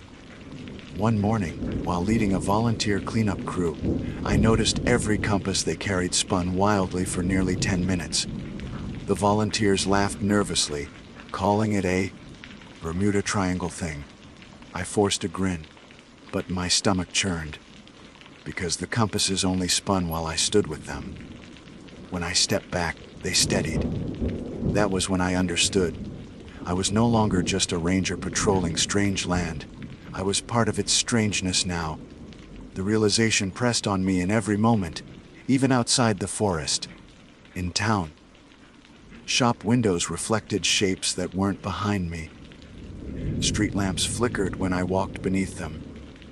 My neighbors whispered that I looked thinner, older, though weeks had passed. I stopped answering calls from family. What could I say? That the woods were following me home, that I no longer trusted mirrors. Still, I stayed. Perhaps duty, perhaps stubbornness, perhaps something darker. Pull I could not escape. The forest had its hooks in me, and I knew it. One evening, as the sun bled crimson across the Cascades, Nora found me again. She studied me for a long moment, then said, "They're circling you now. You have to decide, leave or let them in." Her words have haunted me since. Leave or let them in. What happens if I let them in? What happens if I leave? I have not answered those questions yet. But the forest will not wait forever. Nora's words dug into me like barbs. Leave or let them in. The choice sounded simple, but it was anything but. Leaving would mean abandoning duty, abandoning the people who came here for safety, who trusted that rangers like me would protect them. Letting them in, whatever that meant, felt like surrendering to something I could never understand. Neither option gave me peace, so I kept walking the line, continuing my patrols, following my routines, clinging to the illusion that I still had control. But the forest knew. It always knows. And the harder I tried to hold on to normalcy, the more it unraveled. June came with long days and warm light that should have banished shadows, but in these woods, shadows do not obey the sun. I was checking a trail near Ridgepoint Bluff when I noticed them stretching wrong, slanting in a direction the light did not cast, long and thin like ink spills running uphill. My own shadow lagged a half-second behind my movements. It raised its hand fractionally later, turned its head fractionally slower. Watching that delay made my stomach twist. I walked faster, then faster still, until I was nearly running. Only when I broke into an open meadow did it snap back into sync. That night, I couldn't stop thinking about it.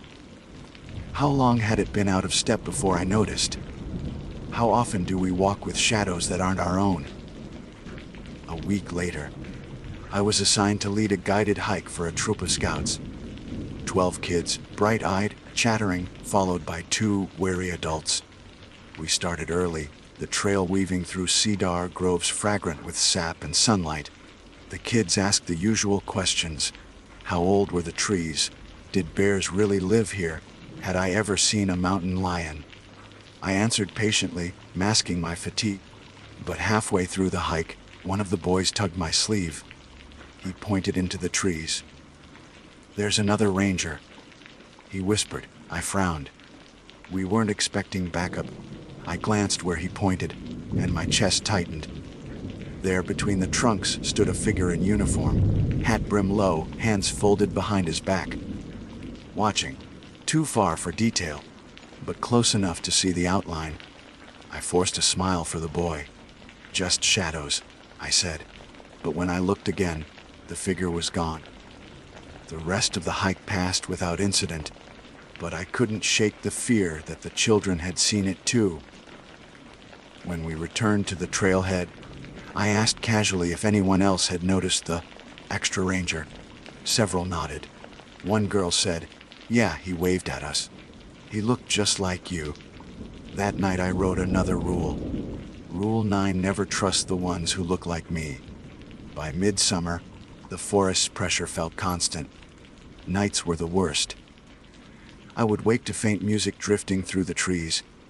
Notes played on instruments I couldn't place, half banjo, half violin, always just at the edge of hearing. If I listened too long, sleep fled entirely. Once I gave in and followed the sound, stepping barefoot outside my cabin. The night was warm, stars sharp above the ridge.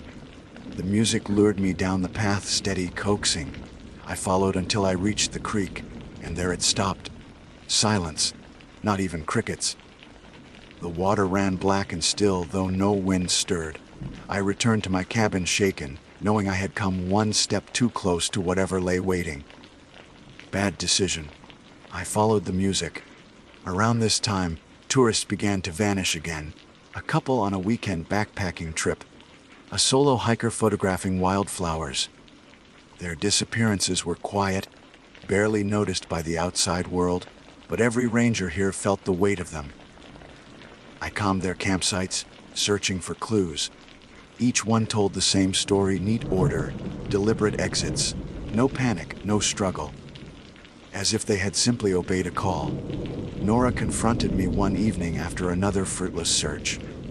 "It's circling tighter around you," she said, eyes hard. "I see it. Everyone sees it. What does it want?" I asked, my voice breaking with the question I had been too afraid to say aloud. Her silence stretched, heavy as stone. At last she whispered, "Maybe just recognition." Recognition. The word chilled me, because I already felt it pressing in, waiting for me to acknowledge it fully, to speak to it, to meet its gaze. And I knew that once I did, something irreversible would happen. Still, I pressed on with my duties, pretending I was still in control. One patrol in July nearly ended me. I had been sent to clear debris from a storm, damaged trail near Granite Spire. The day was hot, insects thick in the air, sweat stinging my eyes. I worked with axe and saw, clearing fallen limbs, humming to myself to keep nerves steady. Then I heard footsteps, crisp, deliberate, approaching from behind. I turned, expecting another ranger. Instead, I saw myself again, standing at the bend in the trail 30 yards back. Same uniform, same hat, same posture, watching silently. This time, rage surged through my fear. "What do you want from me?" I shouted. My voice cracked against the trees. The figure didn't move, didn't speak. Then slowly, it raised one hand and pointed deeper into the woods, a direction off trail into thick undergrowth. I refused. I turned back to my work, heart hammering, sweat chilling on my skin. When I looked again, it was gone. But the point lingered in my mind, gnawing, deeper into the woods, always deeper. That night I couldn't eat, couldn't rest. My dreams showed endless trails spiraling inward, always inward, towards some center I could never reach. And each time, waiting at the center, was me. I tried confiding in Nora again, but she only shook her head. "It's already marked you," she said softly. "The rest is only waiting." Her words left me hollow. Marked, chosen, not for duty, not for recognition, but for something far stranger. Soon after, my apartment in town stopped feeling safe. I woke one night to find the hallway darker than it should have been, as if the shadows themselves had thickened. In the mirror, my reflection's mouth twitched into a smile a second before mine. And one morning, when I opened my journal, I found pages filled with handwriting that wasn't mine. Words scrawled in uneven lines: "You are almost ready." I burned the journal in my sink. The flames hissed, filling the room with acrid smoke. But I knew it was too late. The words were in me now. By August, I noticed that even the other rangers had begun avoiding me. Conversations stopped when I entered the room. Requests for joint patrols never included my name. It was as if they sensed what Nora had already told me. that I had been marked, and they wanted no part of it. I couldn't blame them. I wouldn't want me either. One day, returning from patrol, I found a note pinned to my cabin door. No signature, but I knew it was from Nora. Don't wait until it asks twice. I stood there a long time, staring at the paper fluttering in the breeze. My stomach twisted, because I already knew what she meant. The figure on the trail had pointed once, and sooner or later it would point again. That evening, as dusk thickened over the ridges, I sat alone on the porch, shotgun across my knees, eyes scanning the tree line. The forest pulsed with insect hum, with the sigh of wind through branches, normal sounds, ordinary sounds, but beneath them, I felt the deeper rhythm, the one that waited for me to acknowledge it, to recognize it, to follow. I don't know how long I sat there, breathing shallow, watching shadows lengthen across the clearing. At last, I whispered aloud, "I see you." The forest hushed. Every cricket, every leaf, every breath of air fell silent. And then, from deep in the woods came the sound of footsteps, steady, approaching. The footsteps came slow and steady, measured like a heartbeat. They didn't rush or falter, as though whoever, or whatever, walked toward me knew there was no need to hurry. My grip tightened on the shotgun resting across my lap, but part of me already knew it was useless. Firearms work against bears, against mountain lions, against men. They don't work against the strangeness here. The porch boards creaked under me as I rose, straining to see through the trees. The clearing was steeped in dusk, edges blurring as night claimed the ridges. For a moment, I told myself it could be another ranger, maybe Nora, coming to check on me, but no one in uniform walks like that. Too deliberate, too exact, each step falling with unnatural rhythm. The footsteps stopped at the tree line. My pulse thundered. The woods stood black still. Then, slowly, a figure stepped forward. It was me. Same jacket, same hat, same lines of the face, as if a mirror had peeled from its frame and wandered free. The only difference was the eyes. They caught what little light remained, reflecting it back pale and wrong, like the sheen of a predator in the dark. I raised the shotgun. My double did not flinch.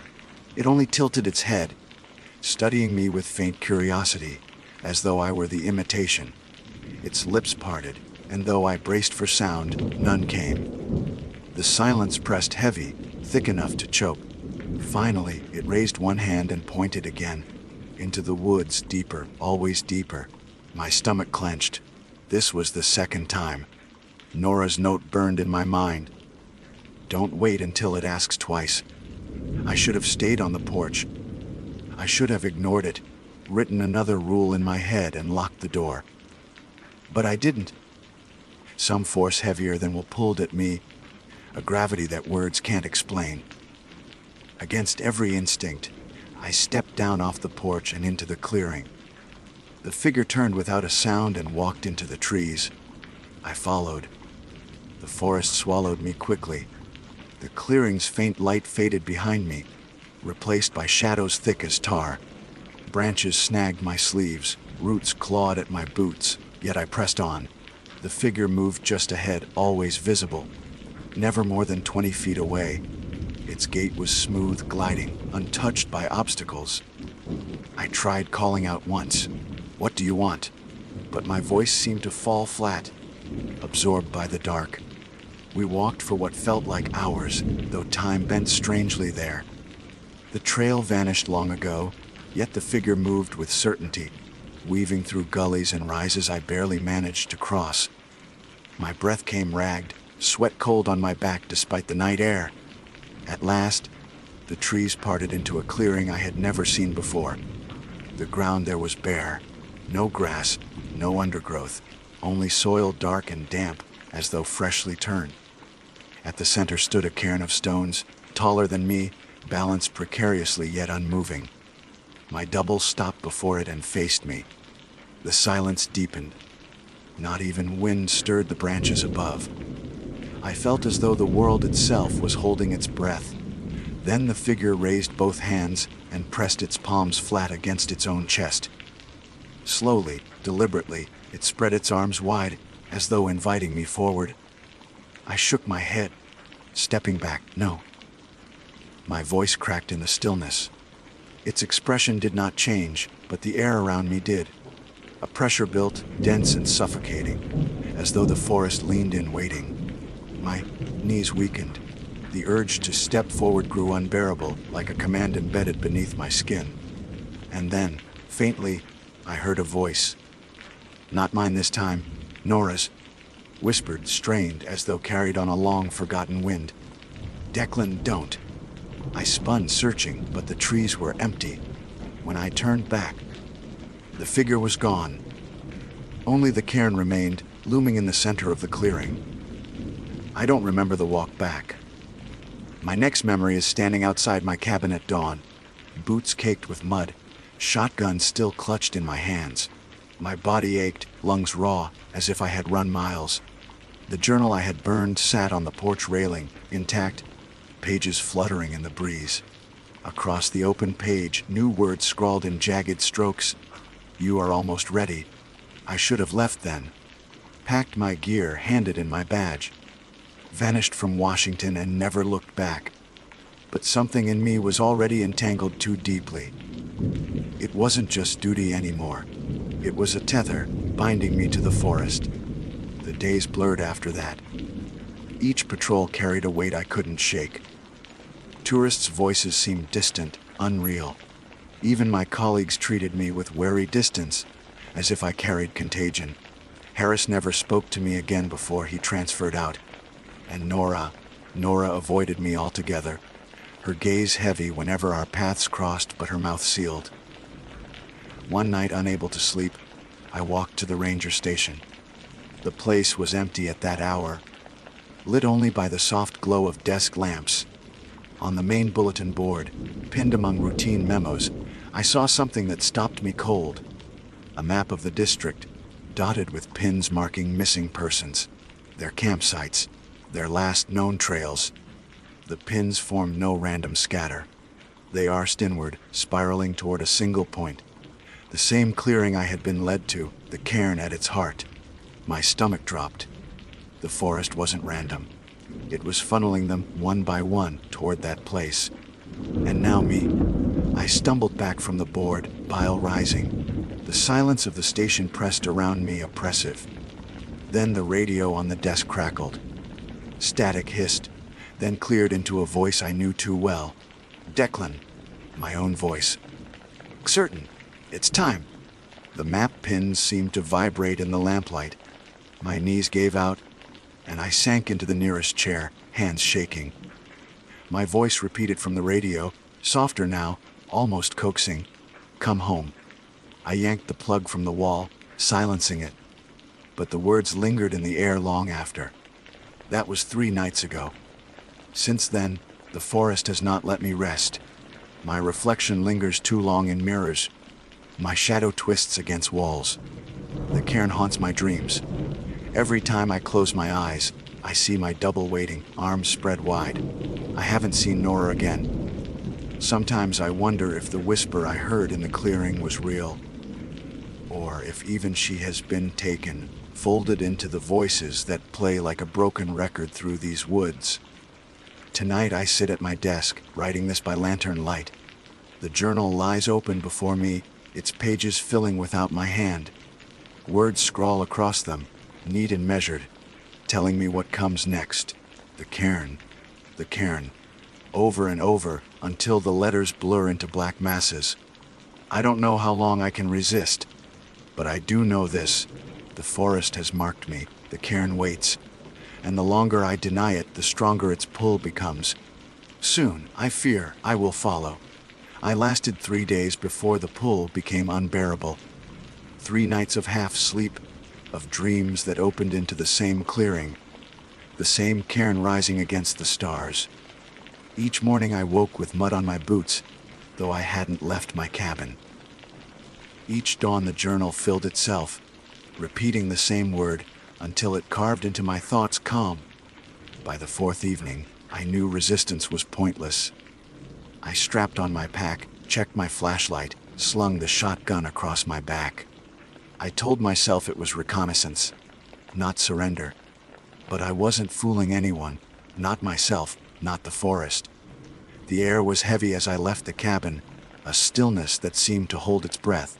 No wind stirred the branches, no owls hooted from the trees.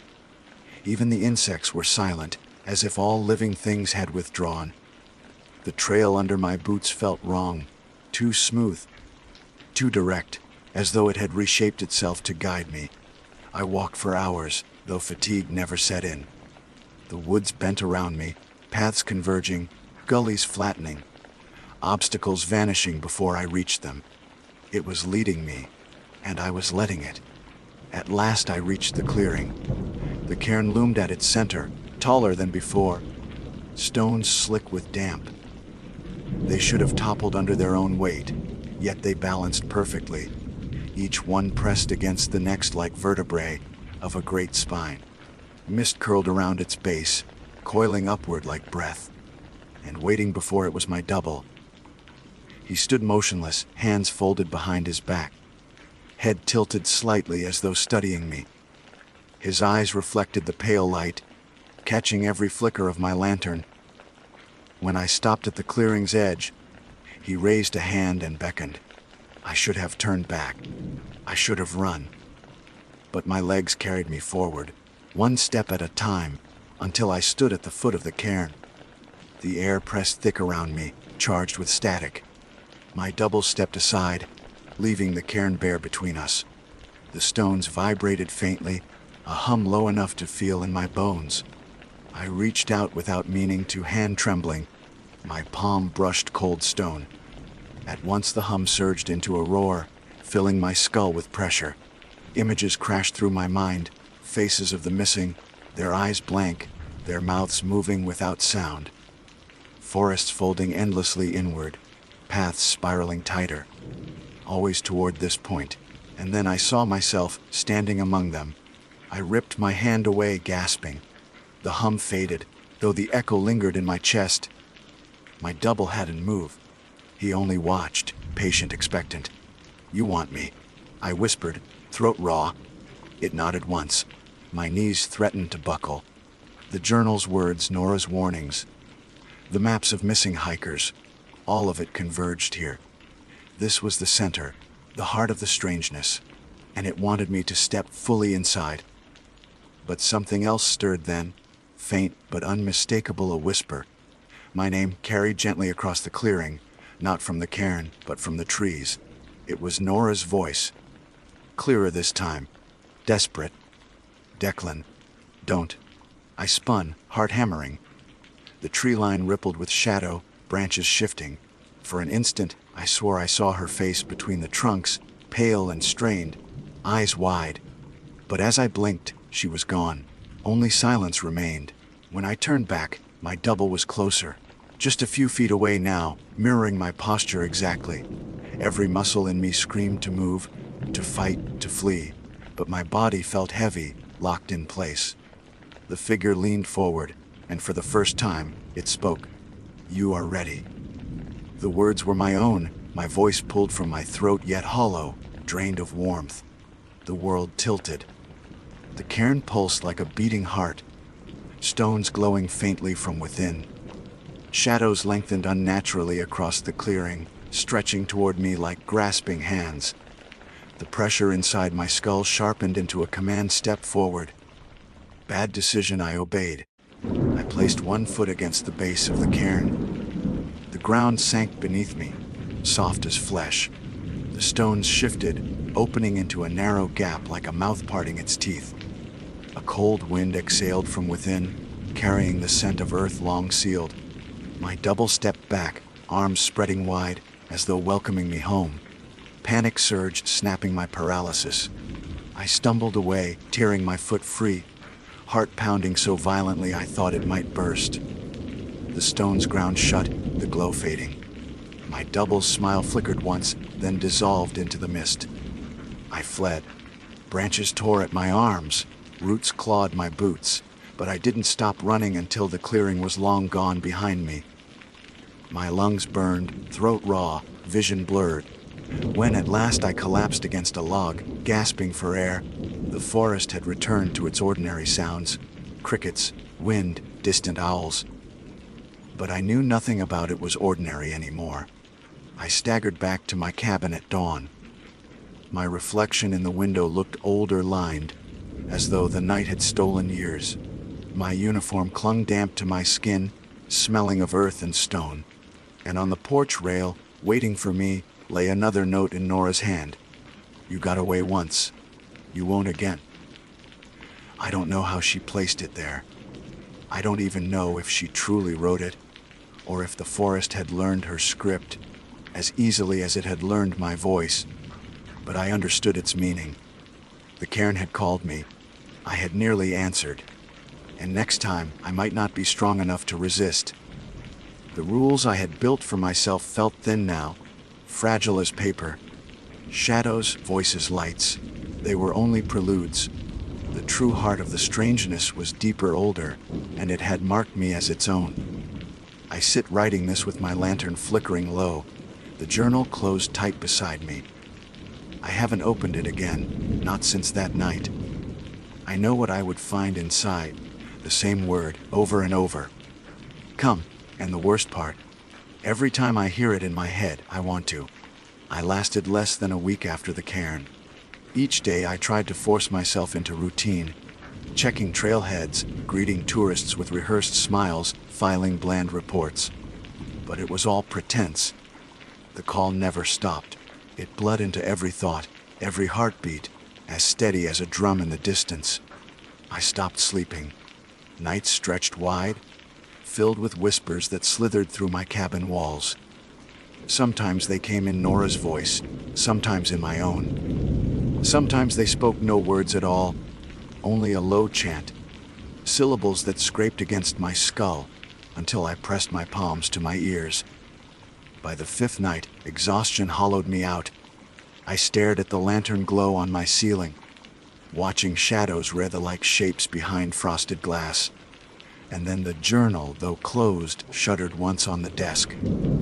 I didn't touch it, didn't open it, but words burned across my mind as though read aloud tonight. I dressed without thinking, boots laced, jacket zipped, sidearm holstered, though I knew it meant nothing. When I stepped outside, the forest was waiting. No crickets, no owls, no wind. Just silence thick enough to smother. The trail unrolled before me as if lit from within, every curve obvious, every root and stone cleared. The forest wanted me, and for the first time, I wanted it too. My body moved with certainty, no hesitation in my stride. I did not bring the lantern. I didn't need it. The dark itself guided me. Hours blurred, the trees bent inward, branches arching into a tunnel. My shadow stretched impossibly long behind me, until it walked beside me, until it walked ahead. When I looked down, I saw that it no longer mirrored my steps. It led them. As before, the clearing opened. The cairn towered higher than ever, stones slick, glowing faintly as though lit by fire from beneath. Mist curled upward, luminous, painting the air in shifting shapes. My double stood waiting, hands folded, smile faint and inevitable. This time, there was no gesture, no beckon. It knew I had come of my own accord. I stepped into the clearing. My boots sank into soil damp as flesh. The hum began at once, resonating in my chest louder, fuller than before. The cairn pulsed in time with it, a heartbeat not my own. "You are ready," my double said. I didn't argue. I didn't deny. I placed my hands against the stone. The world shattered. Sound imploded, vision fractured. I was falling not through space but through layers. Forests folding inside forests, trails spiraling into themselves, echoes looping in endless delay. Faces of the missing swam past me, their mouths stretched in silent screams. Shadows bled into form, branching like veins across a vast, living darkness. And then I saw it, the heart of the strangeness. Not a creature, not a god, something older, broader. The forest itself, awake, aware, endless. Its mind pressed against mine, vast as night. Words didn't pass between us, only recognition. I understood then every vanished hiker, every echo, every false reflection was not accident, it was hunger. The wilderness wasn't content to be walked and admired. It wanted witnesses. It wanted us folded into it, carried inside, so it could wear our voices, our shapes, our memories, so it could be endless. I felt myself unraveling. My memories slid like beads from a broken string. My mother's face gone. My first day as a ranger gone. Nora's warning gone. Only the forest remained, pressing tighter, claiming me. I tried to fight. Tried to cling to my name. Declan Shaw. Declan Shaw. I repeated it until my throat tore. But my double leaned close, lips brushing my ear, whispering in my own voice. Not anymore. And the name slipped from me like water through fingers. The hum roared, the stones glowed brighter, the soil beneath me opened. Cold swallowed me whole. I don't know how much time passed before I woke. I was standing in the ranger station, uniform neat, boots clean. Morning light spilled across the floor. Tourists laughed outside. The day as ordinary as any other. My colleagues nodded greetings as though nothing had changed.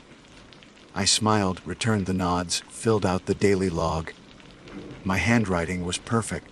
My posture was steady. But when I glanced at the glass of the bulletin board, I caught my reflection, and it smiled a moment before I did. Nora hasn't spoken to me since. I see her eyes follow me sometimes, narrowed, wary. She knows. She must know. But she says nothing, and neither do I. The tourists don't notice. They never do. They see the uniform, the practiced smile, the steady hands guiding them through the forest. They don't see how the shadows lengthen when I pass, how the compasses spin in my presence, how the echoes of their laughter return wrong. The cairn waits always, and I wait with it, because I am not just a ranger anymore.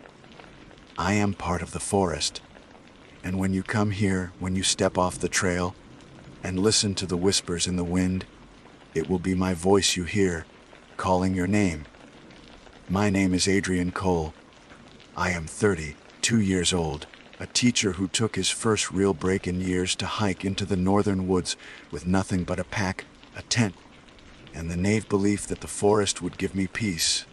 For most of my life, the rhythms of day and night were constants I never questioned. The sun rose, the sun set. Even when storms blotted it out, I could feel its presence in the light it scattered across the sky. That certainty ended 3 days ago, when the sun failed to rise, and I woke to a world stalled in endless twilight. The first morning it happened, I assumed it was cloud cover. I crawled out of my tent expecting a gray dawn, but what stretched above me was a sky that had not shifted since the previous night. A smear of deep blue and faint stars hung exactly as I had left them when I zipped my sleeping bag. No warming light on the horizon. No chorus of birds announcing the day. The air itself seemed held in suspension, damp and cool, with a silence too complete for any wilderness I had known. I checked my watch, 6:12 a.m., yet it might as well have been midnight. I sat there in the dirt, stomach tightening, waiting for the first sign of light. Nothing came. When you are alone in the forest, doubt builds quickly. I wondered if I had overslept, if maybe my watch battery had finally died. But I tapped it, and the second hand moved on. Indifferent. I pulled out my phone, though I knew it had no service. The time matched morning. And yet, above me the stars. That first day. I tried to convince myself it was a freak storm, or maybe even volcanic ash carried across continents, but the air didn't taste of smoke, and there was no smell of rain. Only that endless hush, like the woods themselves were listening. I tried to keep my routine, because routine keeps panic away. I boiled water for oatmeal, tightened the laces of my boots, and checked the map. My plan had been a 4-day loop, circling back toward the trailhead tomorrow. 3 days without sunrise meant I had already lost more than time. I had lost orientation. Compasses are reliable, That's what I thought, until I noticed the needle twitching, not in circles, but in small jerks, as if something unseen brushed past it again and again. I gave up trying to trust it and folded the map with hands that trembled.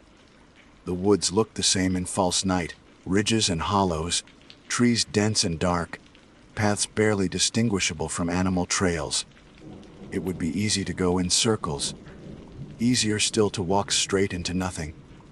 By the second day, I stopped telling myself it was weather. That was when I realized the wildlife was gone. I should have heard owls, or coyotes, or at least the restless scampering of raccoons and porcupines. But the silence remained unbroken, thick as cloth. I lit a fire that night, not for warmth but for proof. Proof that something still burned. That time had not frozen completely. The flames moved as they should, licking wood, popping sap. And yet the shadows they cast seemed sluggish, as if reluctant to obey the fire. I thought I saw them hang a second too long against the trees before sliding into place. I stared until my eyes watered, trying to catch them misbehaving again, but each time I blinked they were normal. I did not sleep well that night. Every rustle of my sleeping bag made me believe something else was shifting in the dark, just beyond the nylon walls of the tent. At some point I must have dozed, because I dreamed I was home in my apartment, sunlight streaming through the blinds, coffee brewing. The dream was so vivid I almost wept when I woke to the same eternal dusk outside. For a moment I was convinced that the forest wanted me to forget what real daylight felt like, that it was draining my memory of it hour by hour.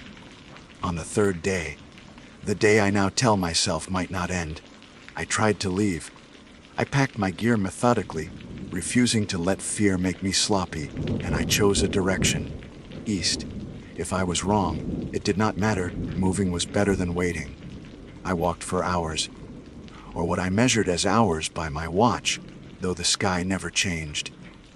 It was like hiking in a photograph, each tree locked in its place, each ridge refusing to recede or grow closer. My breath fogged in the chill air, but even that fog seemed slow to dissolve. I thought I was making progress until I came across my own fire ring, still blackened from the night before. I had looped without realizing. The circle of stones looked back at me like an accusation. That was when I began to hear it.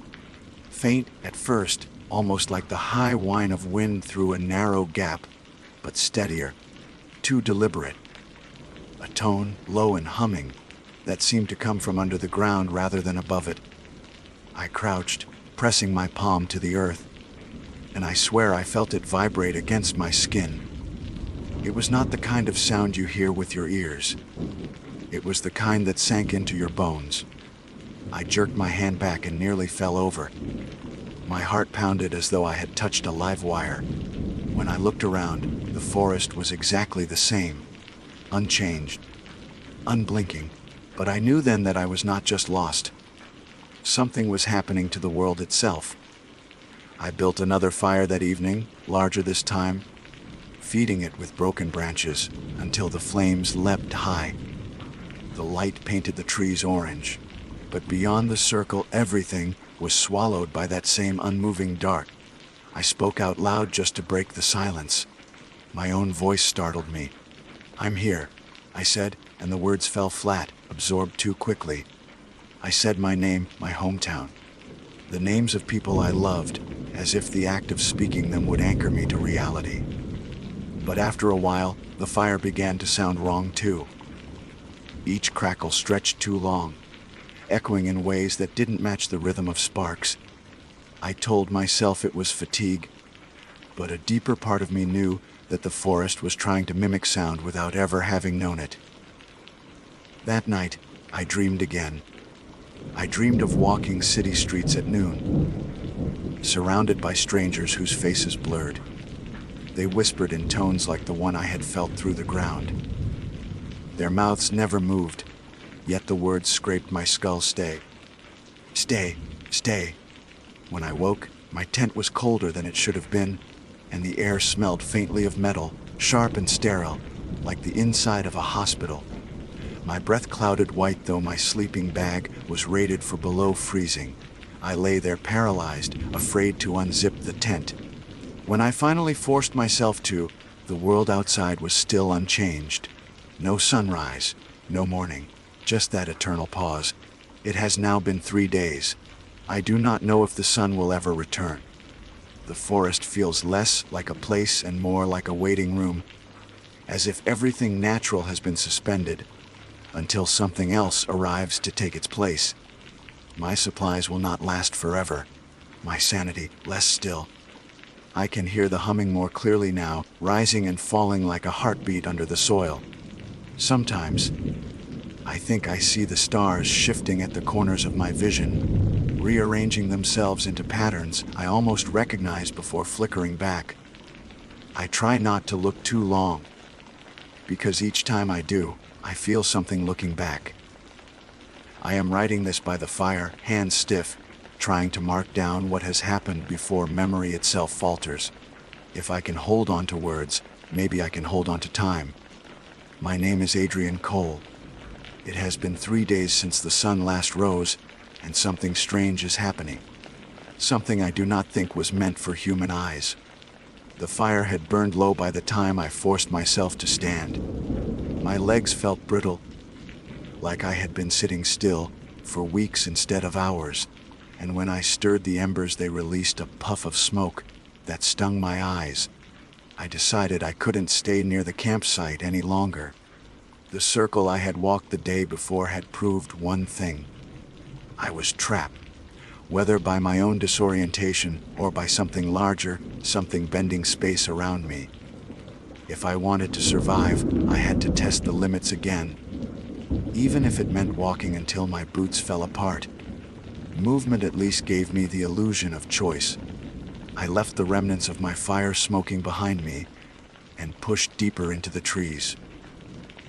The air grew colder the further I went, though the ground should have been the same elevation. Every few steps, I would pause, straining to hear anything beyond my own breathing, but the forest remained barren of sound. It was worse than silence. It was rejection, as though the woods refused to acknowledge me.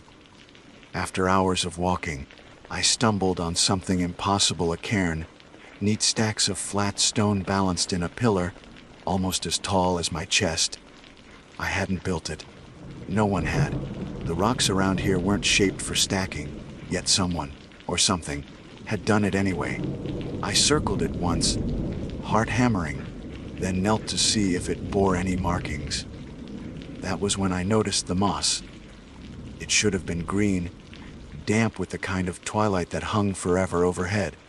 Instead, it was black, curled and crisp like it had been burned.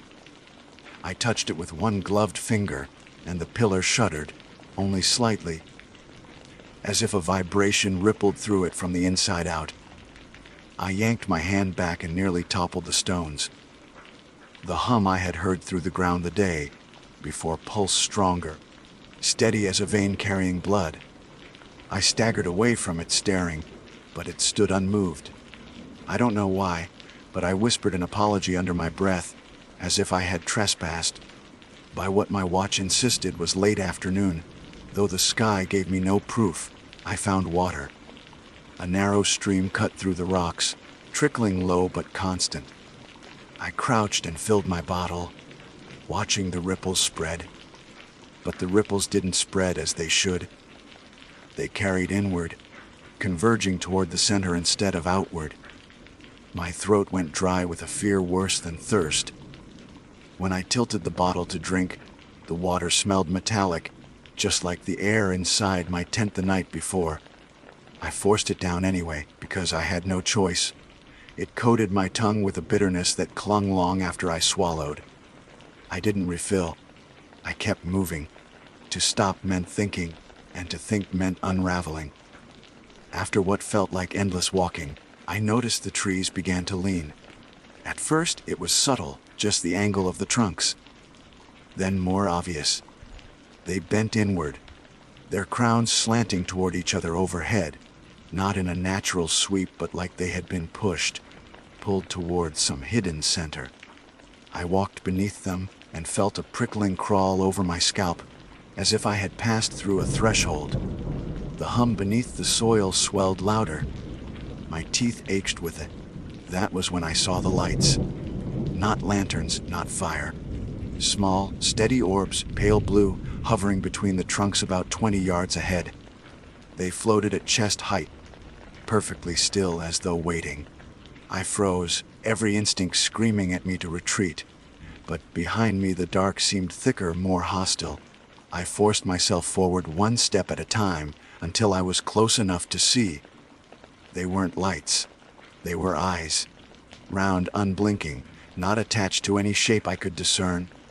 Only that faint glow piercing the gloom. I couldn't breathe. My vision narrowed. And then, just as suddenly, they blinked out, leaving me blinded in the dark. My heart pounded so loud I thought it would draw them back, but nothing moved. When I finally dared to look around, the path behind me was gone. I ran. I don't remember choosing to, but my body made the decision before my mind could catch up. Branches tore at my jacket. Roots caught at my boots. I didn't care. I ran until my lungs burned, and I collapsed against a boulder slick with condensation. My ears still rang with that subterranean hum, but I realized something else was layered beneath it now. A voice. Faint. Words I couldn't quite make out, but the cadence was unmistakable, human. I whipped my head around, desperate for proof I wasn't alone, and that's when I saw a flicker of firelight through the trees. I almost wept with relief. I stumbled toward it, calling out, my voice cracking in the stillness. Hello? Is someone there? The firelight wavered between the trunks, warm and familiar, but when I broke into the clearing, my relief died in my throat. There was a fire, yes. A perfect circle of flame, just like mine. But no one tended it. No gear, no tent, no pack. Only the fire itself, burning hot without wood to feed it. The logs arranged around it were stone. My knees weakened. I stepped closer stupidly against every instinct, and saw something inside the flames. Shapes, not smoke, but images. Faces pressed against the fire from within, screaming silently. Their mouths moved without sound, their eyes wide and stricken. One of them, I swear, had my features. Not exactly, but close enough that I staggered back as if struck. The hum swelled into a roar. The stones around the fire vibrated. I turned and fled without thought, crashing through the undergrowth until my legs gave out again.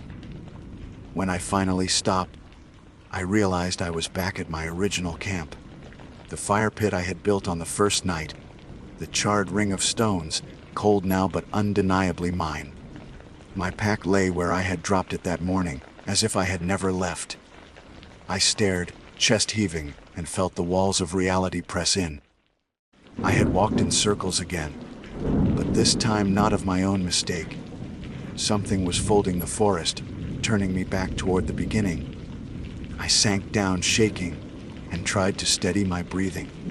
I told myself to think rationally, to mark the cairn, the stream, the bent trees, to prove the pattern if I encountered them again. But even as I resolved it, I felt memory slip. The image of the cairn blurred at the edges. The detail of the moss burned black, smudged in my mind like wet ink. I repeated it aloud, desperate to fix it. Cairn, burn moss. Cairn, burn moss. My voice cracked. The woods absorbed the words again, swallowing them whole. I wanted to scream, but the silence was too thick. It would muffle even rage. I don't know how long I sat there before I realized I wasn't alone. A figure stood just beyond the tree line, half shrouded in shadow. My heart lurched. It was a man. I thought at first, tall and still, wearing what looked like a hood. But then my eyes adjusted, and I saw the hood wasn't fabric. It was the absence of light. A void draped over his head. I scrambled to my feet, fists clenched, ready to run or fight. But when I blinked, he was gone. The space he had occupied remained darker, though, as if he had stained the air itself. Now I am writing again, fingers stiff, trying to hold the pen steady. I don't know what part of this is real, or how much the forest is taking from me. My watch ticks on, but its hands don't seem to move forward anymore. I check it compulsively, only to see the same minutes staring back. I am caught between nights that never end, days that never begin. My name is Adrian Cole. It has been 3 days without sunrise, but time has stopped mattering. What waits in the dark is growing bolder. The longer I sat by the dead fire ring, the more I realized stillness was a trap. Every time I allowed myself to pause, the forest seemed to creep closer, the shadows stretching a little further, the hum sinking deeper into my marrow. So I forced myself up, shouldered my pack, and walked again. Though my legs trembled and my body begged for rest, I could not let the silence claim me. Movement was all I had left to keep the line between myself and whatever waited here. I chose a direction at random, muttering landmarks to myself so I would know if I doubled back again. North, I said, though the compass needle twitched uselessly. Straight north until I find something new. The trees leaned overhead, those bent crowns forming arches that felt less like forest and more like corridors. It wasn't hiking anymore. It was walking through architecture, built not by hands but by something older. And with every step I felt that architecture narrowing, herding me toward a place I had not chosen. Hours passed, or minutes, or years. Time was meaningless. I kept glancing up, hoping for some sliver of dawn, but the stars clung to their frozen places. That was when I saw the second cairn. It was smaller than the first, only waist high, but this one was marked. A line of symbols had been carved into its face, spiraling inward toward the center.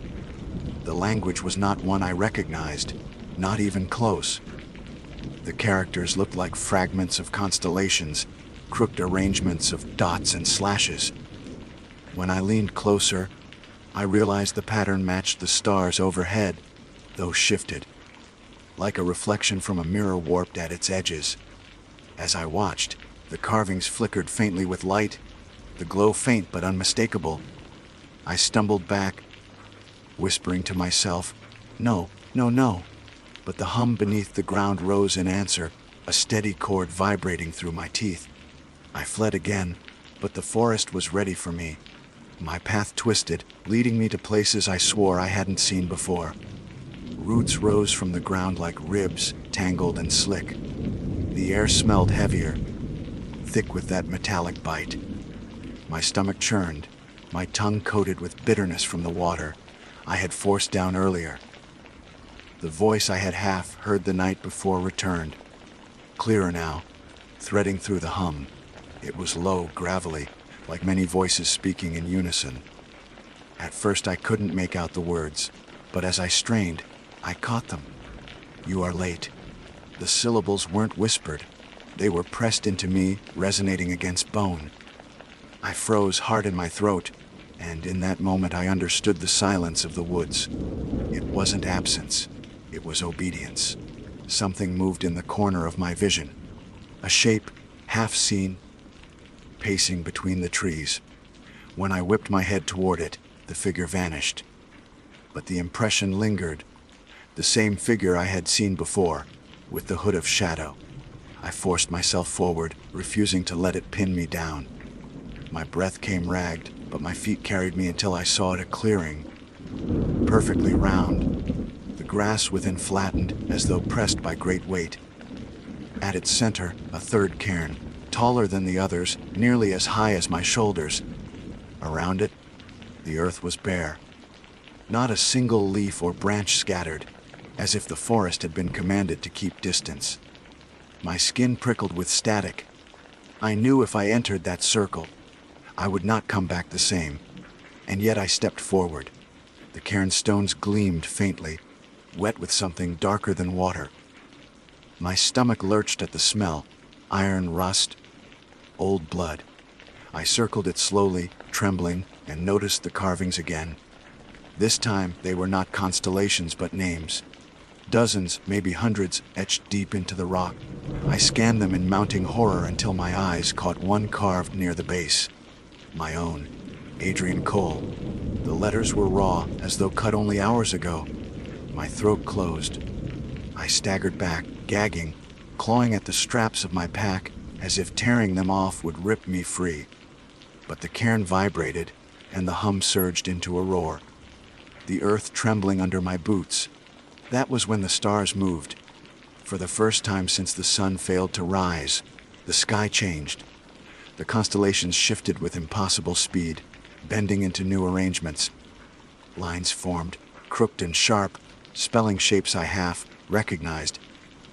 They aligned with the cairn's carvings, as though the stones had summoned them into order. The forest glowed with faint blue light from above, and I realized in sick horror that the cairn was not recording names. It was writing them.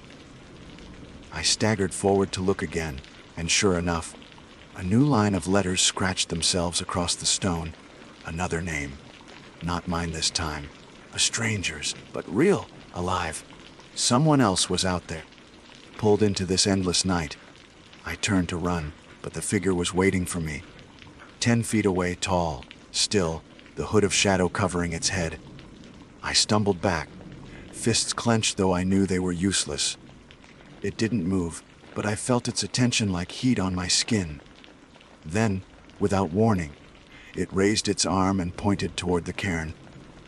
The meaning was clear, carved into me with the same inevitability as the names. I belonged there. My legs refused to obey at first, but some force dragged me forward a step, then another. My heart pounded. No, I croaked, shaking my head violently. I'm not. No. I bit down on my tongue hard enough to taste blood, anchoring myself to pain. The pull loosened, just enough for me to stumble back out of the circle. When I looked up again, the figure was gone. I ran until my legs threatened to collapse, until bile rose in my throat and my chest heaved. I don't know how I avoided falling. I don't know how long I kept going. All I know is that I ended up back at the stream. Its water still ran inward, converging unnaturally. But something else had changed. On the far bank, kneeling at the water's edge, was a man. His back was to me, clothes ragged, hair matted. Relief nearly made me cry out, but something stopped me. His reflection. In the water's surface, his reflection did not match. It was standing upright, facing me, staring with hollow eyes. Its mouth stretched wide in a grin too large for a human face. I froze, breath caught in my throat. The kneeling man did not move, but the reflection raised its hand in a slow, deliberate wave. My vision blurred with tears of terror. I stumbled backward, snapping a branch underfoot, and in that instant both figure and reflection vanished. I collapsed to my knees, shaking, and pressed my forehead to the ground. I whispered to myself over and over, I am Adrian Cole. I am real. I am Adrian Cole. I am real. But the words no longer sounded like mine. The forest seemed to echo them, mocking as if it too could claim my name.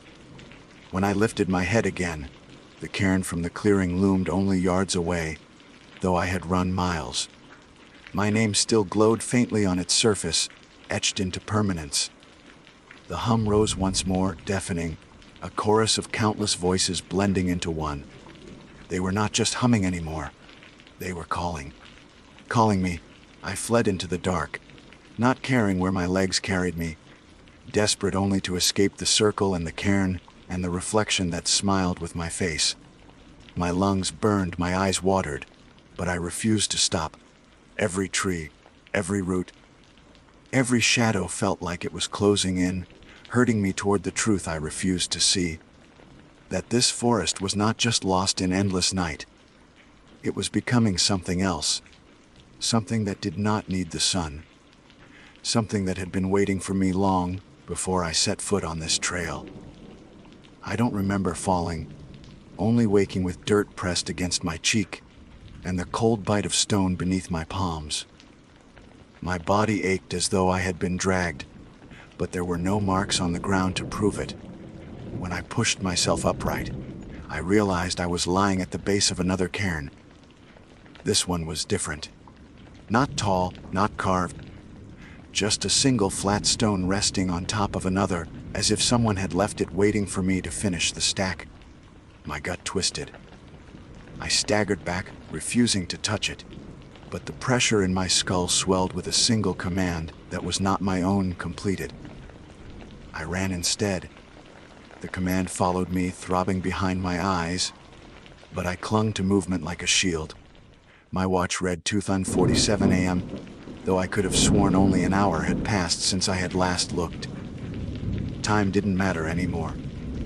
Yet my brain clung to the numbers, desperate for markers in a world stripped of them.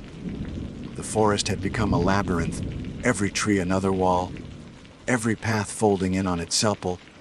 I pressed a hand to my chest, half convinced I would find the hum there, stitched into my heartbeat.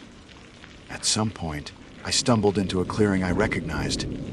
My first camp, the fire ring, the spot where I had begun. I sank down, shaking, laughing bitterly at the realization that all roads bent back here. But the fire ring wasn't empty anymore. A tent stood there, identical to mine, green nylon and black zippers, pitched with the same care I had used 3 nights ago. My breath caught. I crept closer, heart hammering, and crouched to peer inside.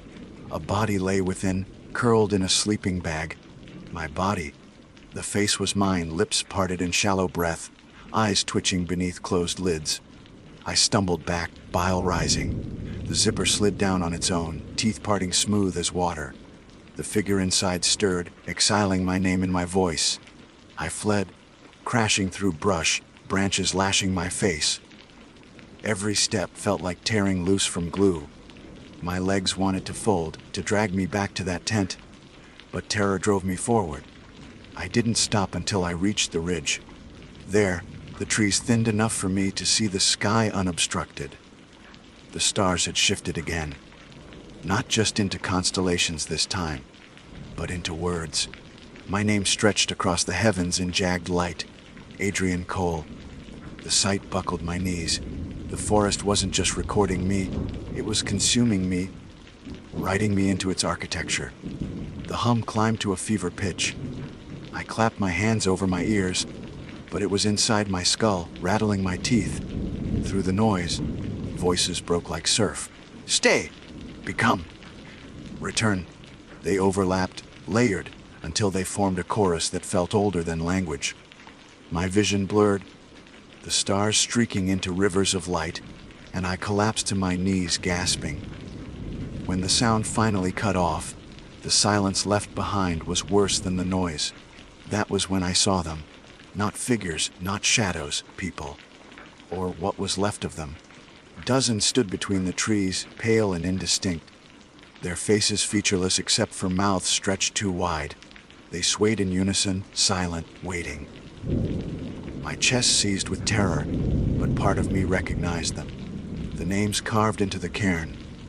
They had come when called, and now they watched me, the newest among them. I stumbled backward, whispering, "No, I'm not." But the forest didn't care about denial. The apparitions closed in, not walking but gliding, their mouths opening wider until I thought they would split their heads in half.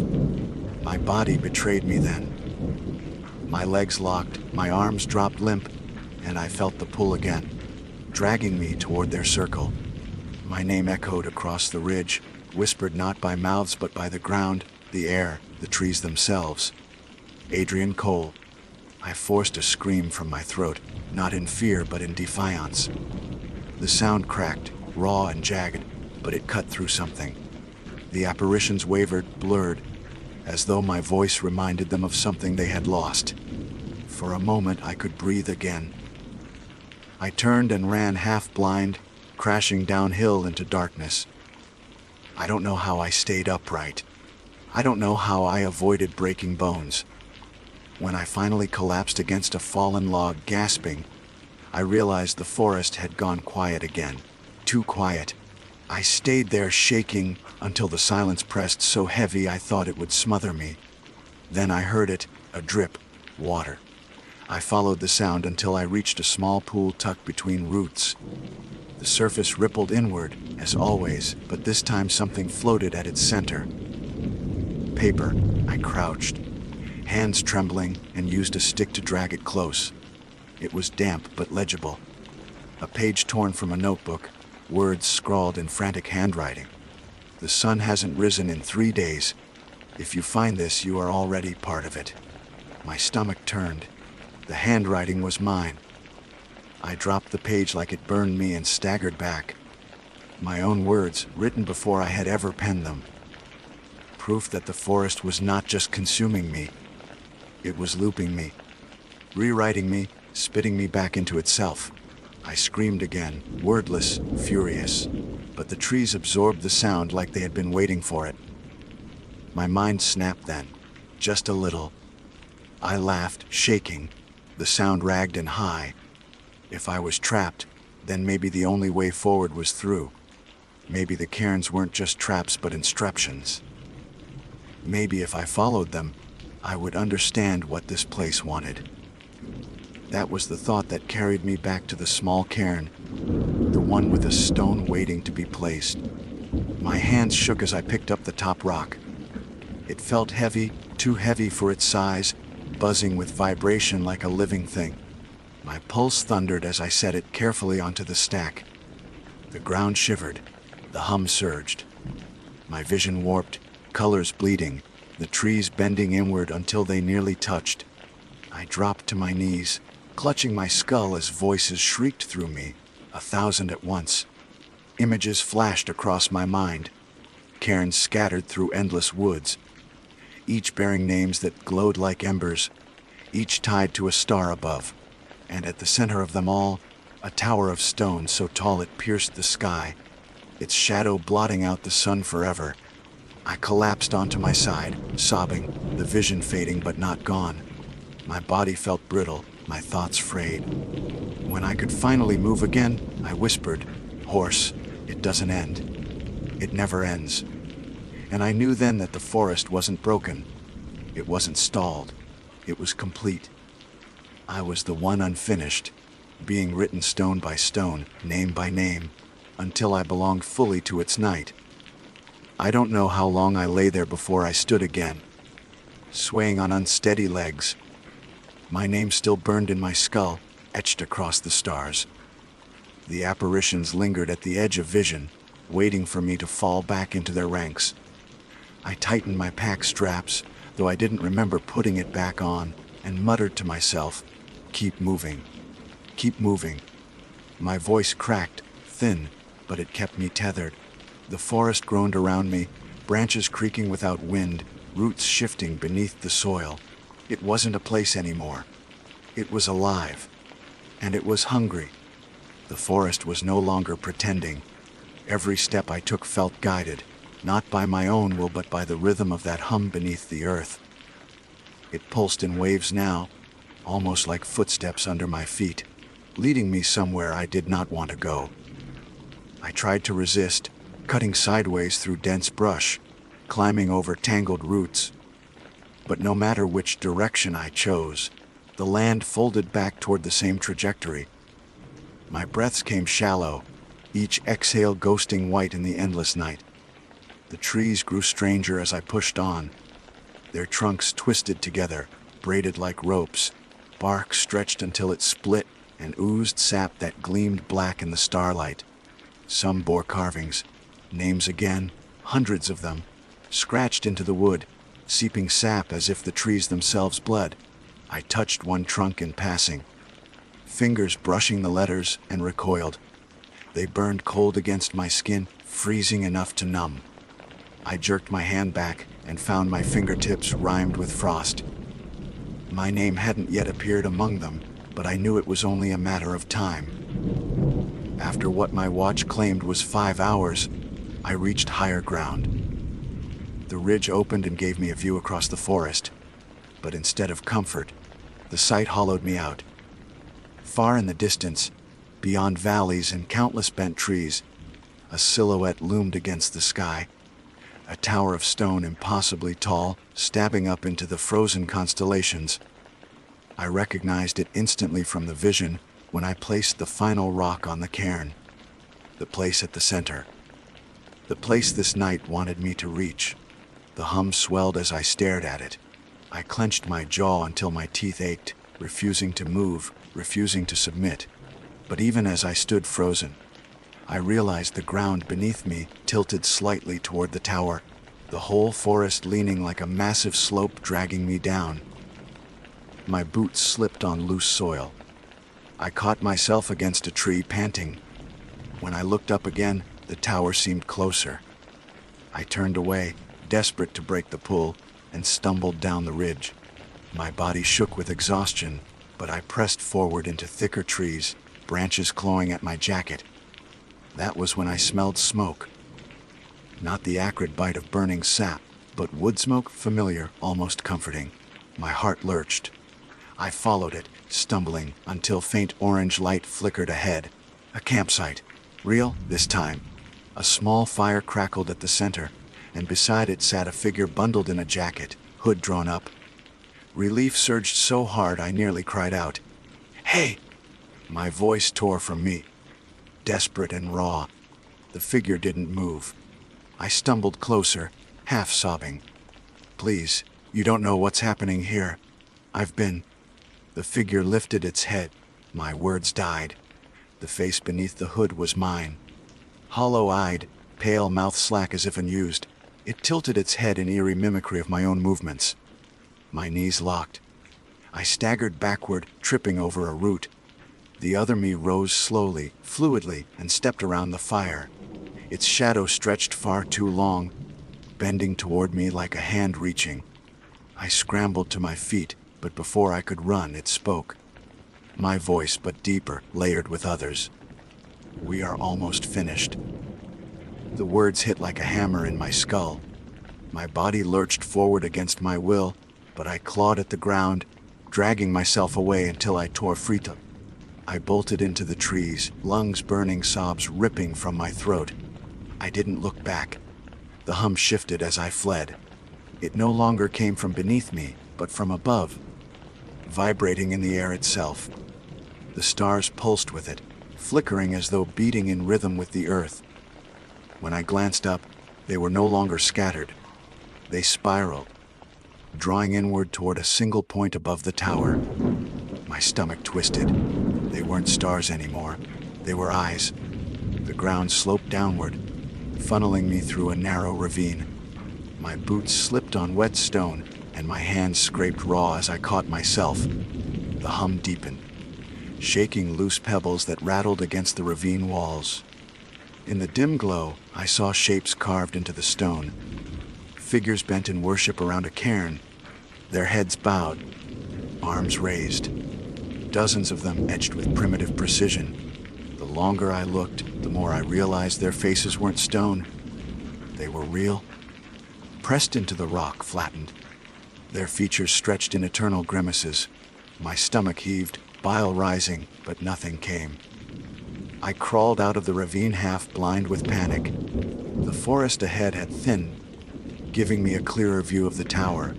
It loomed impossibly tall now, its surface uneven, built not of stone but of countless cairns fused together. Each rock bore names. Each seam glowed faintly with that cold blue light. The tower throbbed with the hum like a colossal heart, pumping rhythm into the sky. I staggered, whispering, "No, no, no," over and over, but the ground beneath me tilted again, drawing me closer. I tried to fight it. I clawed at roots, wrapped arms around trunks, but the pull was inexorable. My nails split, blood smeared across bark, and still I slid forward inch by inch. At last, spent and trembling, I collapsed, chest heaving. The forest quieted. The hum softened, as if mocking me, letting me catch breath before dragging me further. That was when I saw her. A woman standing just ahead, pale hair falling loose around her shoulders.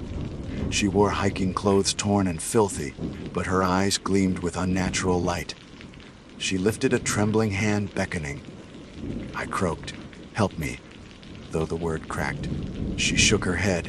Her mouth opened, but no sound came. Instead, her jaw unhinged wider than humanly possible, and from the void spilled whispers. Not words, not language, but the sound of names being erased. My blood iced. She was one of them, the others written into the tower, hollowed and waiting. I staggered back, tears stinging my eyes. I rasped. I won't become this. My defiance felt paper, thin, but it was all I had. She tilted her head, pitying almost, before dissolving into shadow that sank into the ground. The hum resumed, louder now, and the tower loomed even closer. I don't know how long I wandered after that. My legs moved without meaning, my mind frayed, thoughts unraveling into nonsense. Sometimes I heard footsteps beside me, though I saw no one. Sometimes I glimpsed my own figure ahead, vanishing between trees. Each time I tried to chase it, the path bent back, leading me toward the tower. My resistance eroded bit by bit. The forest wasn't just surrounding me anymore. It was inside me. When I finally collapsed again, gasping, I realized I was at the tower's base. Stones loomed overhead, stacked in chaotic order yet fused into impossible symmetry. The surface pulsed faintly, every name glowing like veins of fire. My own was there, etched halfway up, letters burning brighter than the rest. My knees buckled. The hum surged until my bones rattled, my skull split with pressure. I dropped my pack, too heavy to bear, and stumbled forward until my hands pressed against the cold stone. The surface vibrated beneath my palms, alive. I tried to pull back, but my skin stuck. The stone drank my heat, drawing it out in waves. My vision blurred. I screamed, but the sound was swallowed whole, carried into the tower itself. The names glowed brighter, each letter searing my vision until I thought I'd go blind. The last thing I remember before collapsing was the sensation of the tower breathing.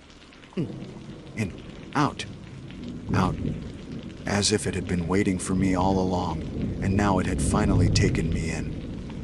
When I woke, the first thing I noticed was the cold. Not the kind that stiffens your fingers or numbs your face, but a deep, marrow, sapping chill that seemed to rise from inside my own body. I was lying against the base of the tower, cheek pressed to stone that pulsed faintly beneath my skin. I tore myself upright, gagging, and stumbled back. My palms burned where they'd touched the surface, and when I held them up to the starlight, faint patterns glowed across them. Lines, symbols, the same constellations I'd seen carved into the cairns. They faded slowly, but the ache remained. The hum was inside me now. Every heartbeat matched its rhythm, every inhale and exhale sensing to its pulse. I staggered a few steps and realized the forest around me had changed. The trees bent fully inward, their crowns touching, forming a dome around the tower. The air was heavy, thick with static, sparking faintly as I moved. The stars above swirled tighter into their spiral, drawing closer to the tower's tip. I felt like an insect trapped in a glass, watched from all sides. I wanted to run, but my legs betrayed me. They carried me forward, hands trembling, until I stood pressed against the tower once more. I could hear whispers this time. Hundreds, maybe thousands, layered over one another, names whispered in an endless litany. Some I recognized from my own world, surnames of neighbors, students I had taught, co-workers long forgotten. Others were strange, guttural, not meant for my tongue. But every so often, one name echoed louder than the rest. Mine, Adrian Cole. The letters burned across the stone before me, etching themselves deeper with each repetition. I pressed my forehead against the rock, weeping. Why me? My voice cracked, raw. Why here? The tower did not answer, but the hum intensified until my teeth rattled. It didn't need to answer. It wasn't about me. It never had been. I was just another stone, another line in its architecture. My vision blurred, and then the world split. I saw myself standing there, hands pressed against the tower, but I also saw, elsewhere, a forest identical yet different, a sky with constellations arranged in new patterns, Another man stumbling through the dark, clutching his chest, whispering his name. His voice echoed in my ears, "I am Samuel Kearney. I am real. I am." Then it cut off, swallowed. My head spun. Another flash, another forest, another hiker, another name.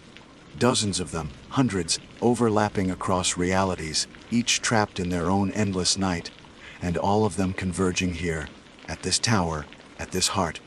I tore myself back, retching, bile burning my throat. My knees buckled. The forest warped around me, bending inward and outward at once, as if I stood at the center of a lens. My chest heaved, breath shallow, but a terrible clarity filled me. This place wasn't just one forest. It was all forests, all nights, all lost things. Every cairn, every name carved in stone, every hiker who vanished without explanation, they all led here. I stumbled back until my shoulders hit a tree. It shuddered beneath me, vibrating with the same pulse as the tower. Faces bulged faintly from its bark, their mouths frozen open in silent screams. I clawed away, sobbing, and pressed my fists against my temples. "I'm not yours," I whispered. "You don't get to take me."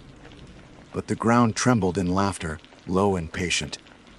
The apparitions returned. They emerged from the trees, pale and featureless, dozens of them, surrounding me in a wide circle.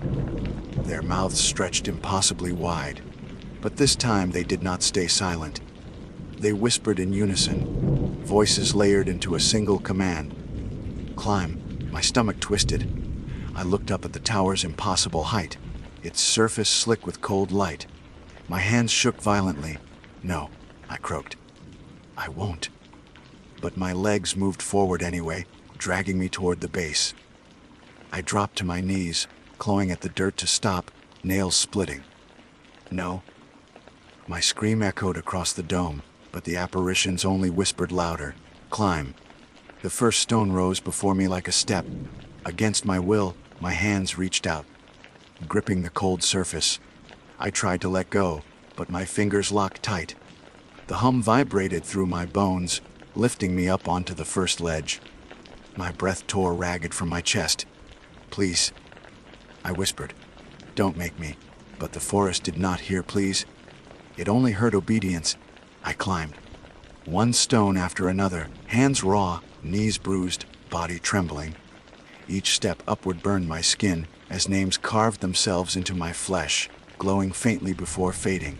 With every pull, I saw flashes again. Other climbers in other forests, their bodies gaunt, their faces slack, climbing in perfect rhythm with me. Some wept, some raged, but all climbed, all obeyed. Halfway up, my strength gave out. I dangled from a ledge, sobbing, body convulsing with exhaustion. The apparitions below stared up, mouths stretched wide, waiting. I wanted to let go, to fall, to end it before the tower consumed me. But the hum surged, filling me with false strength, dragging my arms upward again. My body climbed even as my mind screamed. At last I reached a platform, a narrow outcropping that jutted from the tower's side. I collapsed onto it, chest heaving, vision blurred. The hum softened for the first time, almost tender. I realized then that the tower was patient. It didn't need to rush. It had all the time in the world. It would break me piece by piece, until I climbed the rest willingly. When I looked up, the stars spiraled tighter, nearly a single point above the tower's tip. A black hole of light, hungry and waiting. My stomach churned with dread. I knew with a certainty that burned through me, that if I reached the top, I would not be Adrian Cole anymore. I would be erased, rewritten into the endless litany of names. Another ghost in the cairn. Another mouth whispering, "Climb," to whoever came next. I pressed my forehead to the stone, sobbing. I don't want to forget. I don't want to be gone. My words felt small against the vastness pressing in. For a moment, silence answered. Then, faintly, from somewhere within the stone itself, another voice whispered, weak, trembling, but human, "You can still stop." I jerked upright, scanning wildly. The voice had been inside the tower, muffled but clear. Break the stone. Break the name. My heart lurched. Could it be true? Could destroying my name undo its hold? I staggered back to my feet, clutching the rough surface. My hands burned as I searched, desperate until I found it. My name carved deep, glowing faintly. Adrian Cole. I raised my fist, slammed it against the stone. Pain shot up my arm, bones jarring. But the letters only flared brighter. I screamed, hitting again and again, skin splitting, blood smearing across the rock. The voice inside the tower whispered, "Don't stop." I sobbed, pounding until my knuckles shattered, until the glow dimmed, until cracks spidered across the letters. At last, with a sound like shattering glass, the name broke. The glow snuffed out. The hum faltered. Just for a moment, but enough. The apparitions below wailed, a chorus of distorted grief. The spiral of stars shuddered, stuttering in their rotation. The tower beneath me quivered unstable. I staggered, chest heaving, tears streaming down my face. I had broken something. Not enough to escape, but enough to matter. The silence that followed was worse than the hum. Heavy, watchful, waiting. I pressed my forehead to the stone again, whispering through cracked lips, "I am Adrian Cole. I am still here."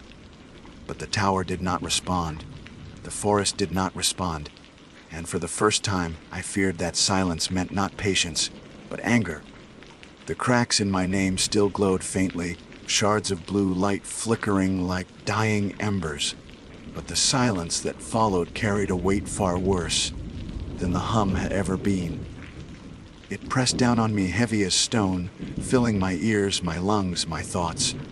I stumbled back against the ledge, knuckles broken and bleeding, staring at the jagged ruin where my name had once burned. For the first time since the sun had failed to rise, I felt something like freedom. But it was fragile, trembling, like glass held together only by breath. Below me, the apparitions writhed. They no longer whispered, "Climb." Their mouths stretched impossibly wide, gaping open in a soundless scream. They pointed upward with arms too long, demanding I finish what had begun. Their pale forms blurred at the edges, dissolving into shadow that curled and rose, slithering up the tower toward me. I staggered to my feet, swaying on the narrow ledge. My body begged me to collapse, but instinct screamed that if I stayed still, the shadows would pull me into their ranks. I turned upward. The tower loomed endlessly above, its surface alive with shifting names, constellations burning through stone. The spiral of stars overhead spun faster, collapsing inward toward a single black point. My vision swam, nausea clawing at me. But I began to climb. My broken hands gripped the stone. Blood smeared across its surface. Each movement tore at my muscles, but the alternative, becoming one of them, was worse. The higher I climbed, the louder the tower fought me. The hum returned, jagged now, broken by the fracture in my name. It stuttered like a heartbeat failing, every pulse shaking the stones beneath my fingers. The apparitions screamed below, their soundless wail resonating in my skull. I pressed on, gasping, until another ledge appeared. I hauled myself onto it, chest heaving, head spinning. The ledge wasn't empty. A figure sat there, knees pulled to its chest, face buried in its arms. At the sound of my scrambling, it lifted its head.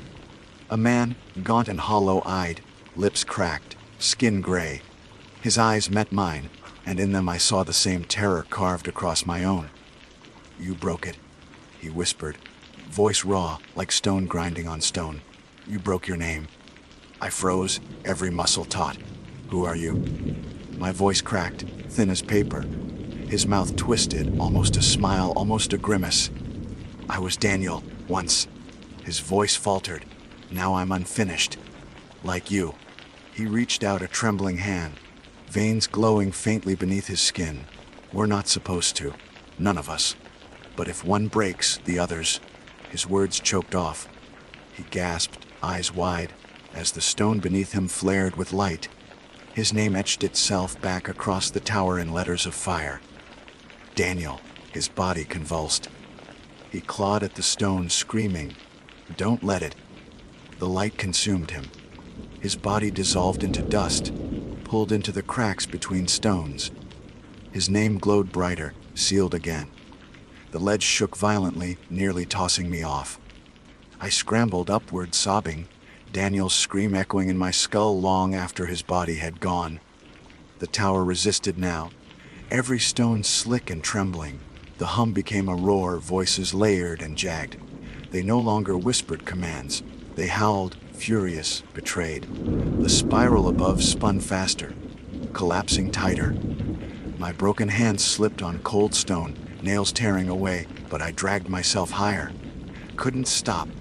If I stopped, I'd be sealed like Daniel, erased into letters that weren't mine anymore. Another vision struck me mid-climb.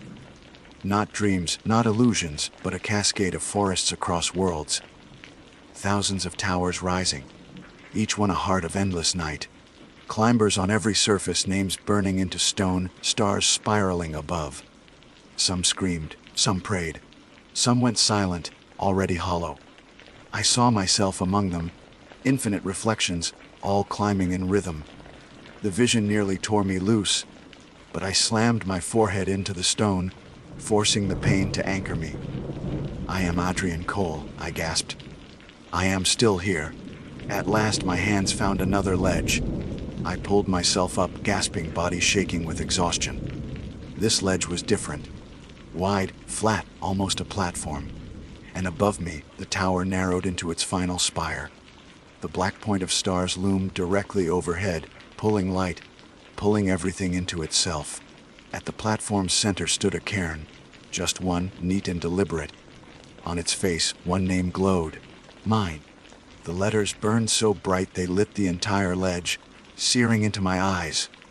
My breath hitched, throat raw. The tower had rewritten me, rebuilt me, dragged me to its heart. This was the end. I staggered forward, fists clenched.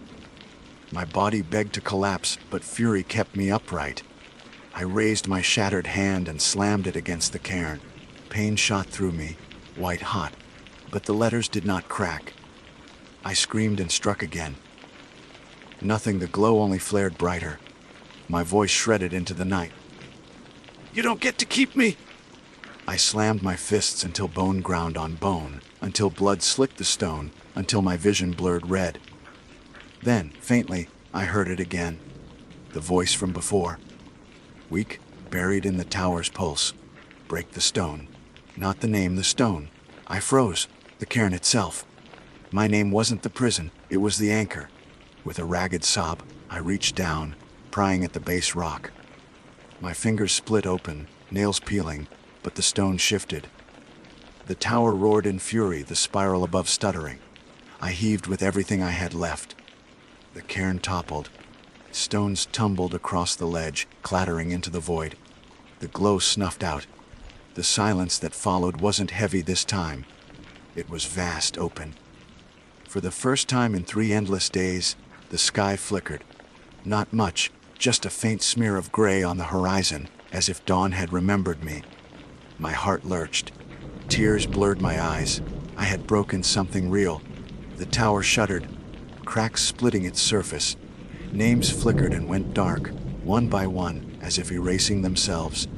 The apparitions below wailed, their mouths stretching until their faces tore apart, dissolving into shadow that bled back into the trees.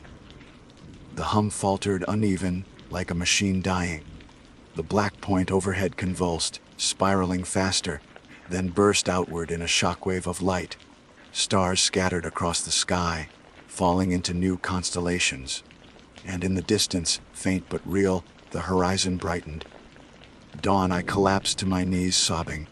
My body trembled, every bone aching. But I couldn't stop staring at that smear of light. I whispered it like a prayer. The sun. The tower groaned, its stones collapsing inward. The platform shook violently. I scrambled back to the edge, clinging desperately as rocks tumbled past me. The cairn was gone. My name was gone. The tower was dying. I climbed down blindly, half falling, half scrabbling, as the entire structure trembled beneath me.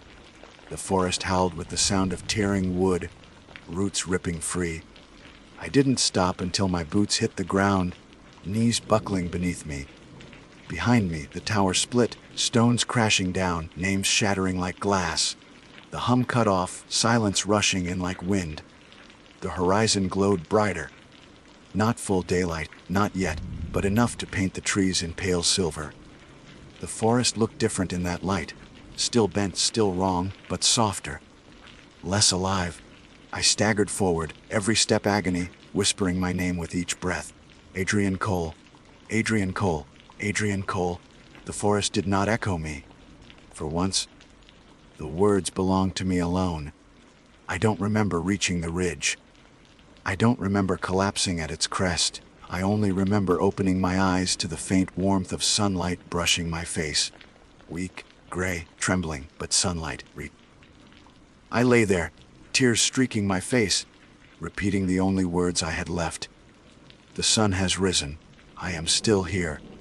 The forest stayed silent, and that silence for the first time was mine.